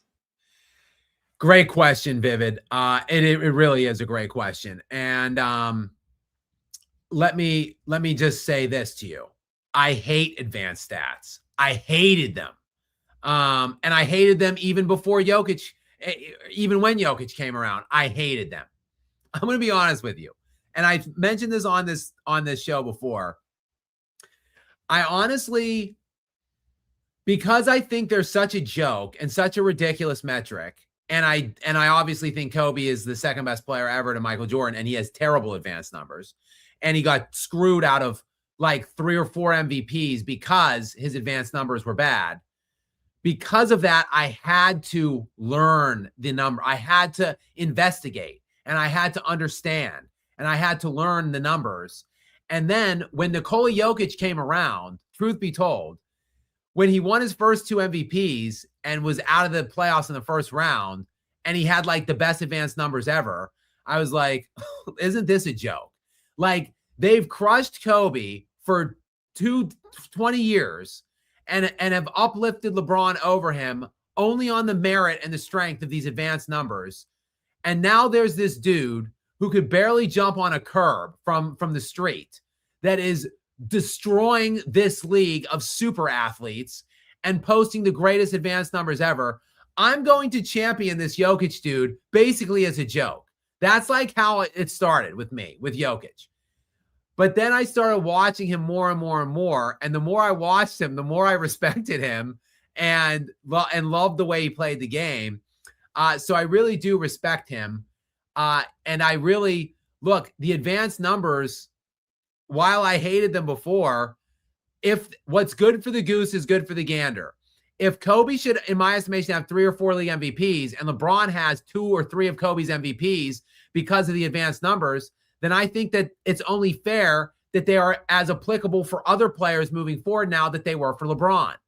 So my question is, why has Jokic dominated his advanced status and his standings of his era far more than LeBron James, and he's glass ceilinged at 3 and LeBron got to 4? Why is that? How is that? Like if LeBron's stealing multiple MVPs from dudes I think deserve them more because of the advanced, then why is Jokic, who is shitting on the whole league, including Shai Gilgeous-Alexander, in advanced numbers by a historic proportion? Like, he was the greatest BPM number ever this season, and he finished a distant second. I don't understand it. I want consistency, Vivid. That's why I champion these numbers. That's why. Because I think it was ridiculous the way they were utilized before. So now I want them to be utilized the same way when this guy, Nikola Jokic, should have 6 straight MVPs. And he doesn't. So I'm annoyed by that. And while I think those numbers would probably be lesser if he was on greater teams, because his need to dominate and to dominate those metrics would be lesser, he would have far more championships in my estimation. All right, Booge is back in. Imagine if the NBA allowed teams to apply late 80s Pistons physicality, hand checking, Jordan rules, etc. to SGA and the Thunder. That would be cinema, LMAO. Well, they do allow the Thunder to apply those late 80s Pistons physicality, hand checking. They allow the Thunder to apply those things to everybody they play, but nobody can apply those same standards to the Thunder. So you're right. That would be cinema if other teams were allowed to give back to the Thunder what they give to the rest of the NBA. Booge, that's a great point. And that is inherently part of the issue with the Thunder and why so many people are so annoyed by them. Okay, here we go. We got to welcome in J-Vol 4046, who is a young buck who we do not know, to remind everybody in the chat that is still here. We do not know exactly how old he is, only that he was born in the not the early 2000s, but sometime in the 2000s, like a little bit later than the early 2000s. So we know he's a young buck, and we know he's a big LeBron fan. So with that said, let's bring J-Vol 4046 in. And Gary, I'll turn it over to you to read this most recent one. We haven't seen J-Vol's been around, but he hasn't jumped into the sponsor area for a while. So thank you, J-Vol, for your generous donation, and welcome back in. And I'm sure there's some LeBron fluff comment coming here. So let's hear it, Gary. Hello, Skap. I applaud you for not acknowledging the fraud MVP and SGA. Wemby and Jokic were more deserving. At least this is something we agree on, unlike your ridiculous slander of LeGoat. I just figured out the perfect actor to compare LeBron to. I just thought of it after we got done. That is, Sydney Sweeney. Overrated, can't act to save her life. She looks good, so she gets roles for that. LeBron looks good when he dunks. Said it ooh and all because of his athleticism. And that's all it is. But what have you ever done? Well, I like that comp, Gary. That's a good analogy, actually. I'll endorse that one. And J-Vol, as to you, look, at least we can agree on something. Like, obviously, we'll never see eye to eye on your LeGoat, nor my GOAT 2 in Kobe. We'll never see eye to eye on that. But hey, like whenever I was in New York debating the LeBron topic a few days ago, we were all, me and the other guys that were fighting against me, were talking beforehand, and we all came to some agreement that little game James Harden was the most egregious playoff choker in NBA playoff history. And we were all joking and laughing about that. And we've essentially all agreed, no matter how much we disagree on any other topics, we can always agree on little game James.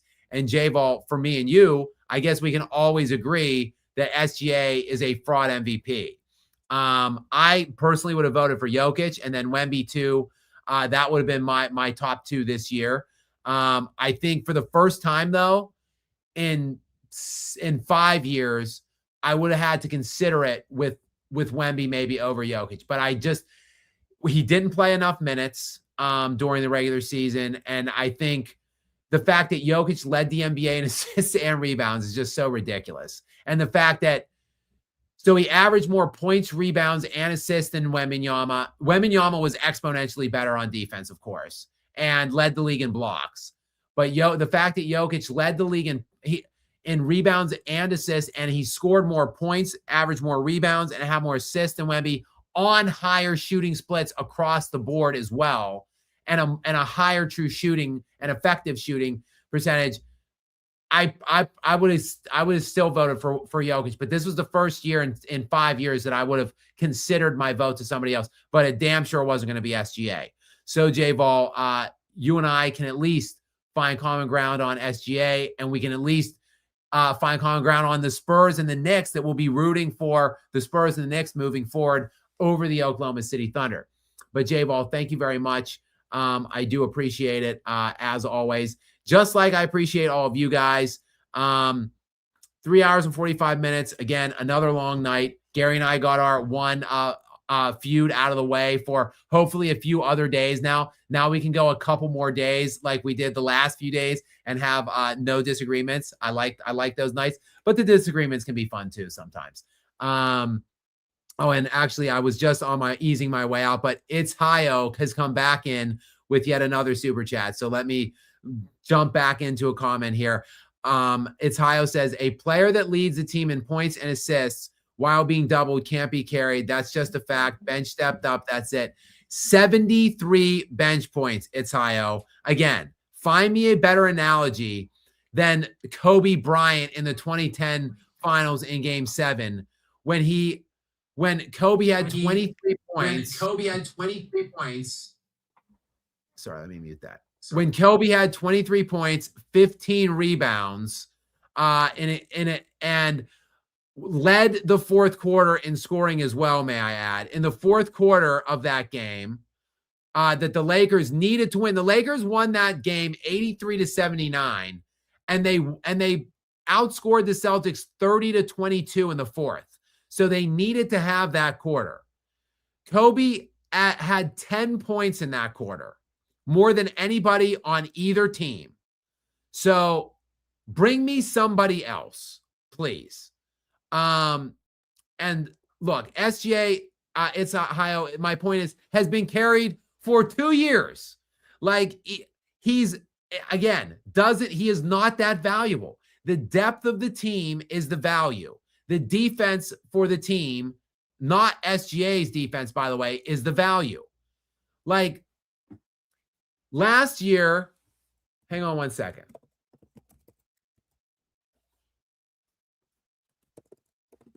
I know Jalen Williams made All-NBA defense last year. And it was Cason Wallace again. So Cason Wallace has made consecutive defensive player of the years. Chet Holmgren was second in defensive player of the year. I'm sorry, back-to-back defensive teams Cason Wallace has made. Jalen Williams made one last year, and Chet Holmgren made one this year, and defensive player of the year runner-up. And Alex Caruso, before he came over to Oklahoma City, was All-NBA Defense 2 and All-NBA Defense 1 in his last 2 years in Chicago. These are elite defensive pieces, It's Hio. The value of the team is the depth that they have 1 through 10 and the defense that they have. Not with Shai. Shai is like the 4th or 5th best perimeter defender on that team. And then there's Chet Holmgren, who is DPOY 2 this year. So It's Hio. My point is he gets carried all year, both years, and he's going to get carried to 2 championships. Ruthless Raider 78 is in. Skap, are you impressed with all that Chet has accomplished despite having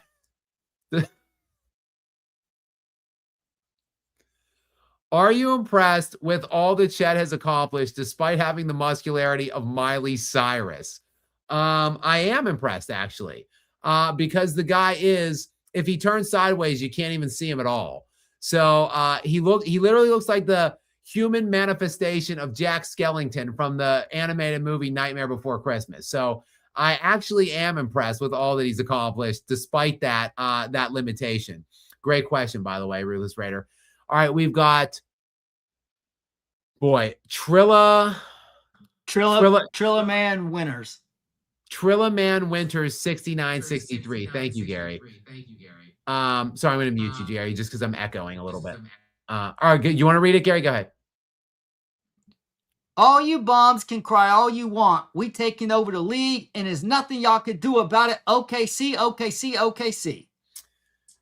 See, Gary, this is why I need the Spurs. And this is why I need the Spurs or the Knicks to win. Because of this insufferableness. This is why I was so crotchety and agitated when I came on tonight. Because of this Oklahoma City Thunder sentiment. We can only hope that the Spurs can turn this series around, beginning with Sunday in Game 4. They are favored, but a slight favor. And if not, we can only hope that Go New York, Go New York, Go takes back over and reigns supreme for the first time since 1973. I know I will be rooting for those things. Guys, my dog Luna, my best friend and assistant, is barking at me right now and grumbling. Yes, I know, it's bathroom time. She has to go out to the bathroom. We're approaching the 4-hour mark. We've went through all of these comments. Thank you guys so much for being here and for staying with us all of this time for 4 hours. Got one more. Pull it up. I'll read it. Little Luna is okay. Go ahead, Gary. Bougie says 2018 Rockets versus 2014 Spurs. Who wins a 7-game Western Conference series with both teams healthy? I would say the 2014 Spurs for sure. I mean, the 2014 Spurs were a really good team. I mean, they eviscerated that Heat squad. Like the Heat, yes, Dwayne Wade was kind of ailing at that point with his knees. Boss was still pretty good though. Yes, I hear you, buddy. But I would say, look, the Spurs, that was until the Knicks series against the 76ers this year, that was the biggest differential series in NBA history. So like the biggest margin of beating ever, that final series that the Spurs undressed LeBron in Miami and LeBron got dusted out of town. So I would say ultimately that I'm taking the San Antonio Spurs 2014. And guys, seriously, the Luna is going to scratch a hole through the door. So I got to let you guys go for tonight. Again, thank you all so much for being here and for, again, your kind generosity and support. I guarantee Gary and I will be back. Same time, same bat channel tomorrow following that Eastern Conference. I'm thinking Knicks take a 3-0 lead, but we'll see, and we'll talk about it all tomorrow. And I can't wait to do it with you guys again. Until then, guys, have a great night the rest of the night tonight and a great day tomorrow. And Gary, thank you as always for being here. I'll see everybody tomorrow.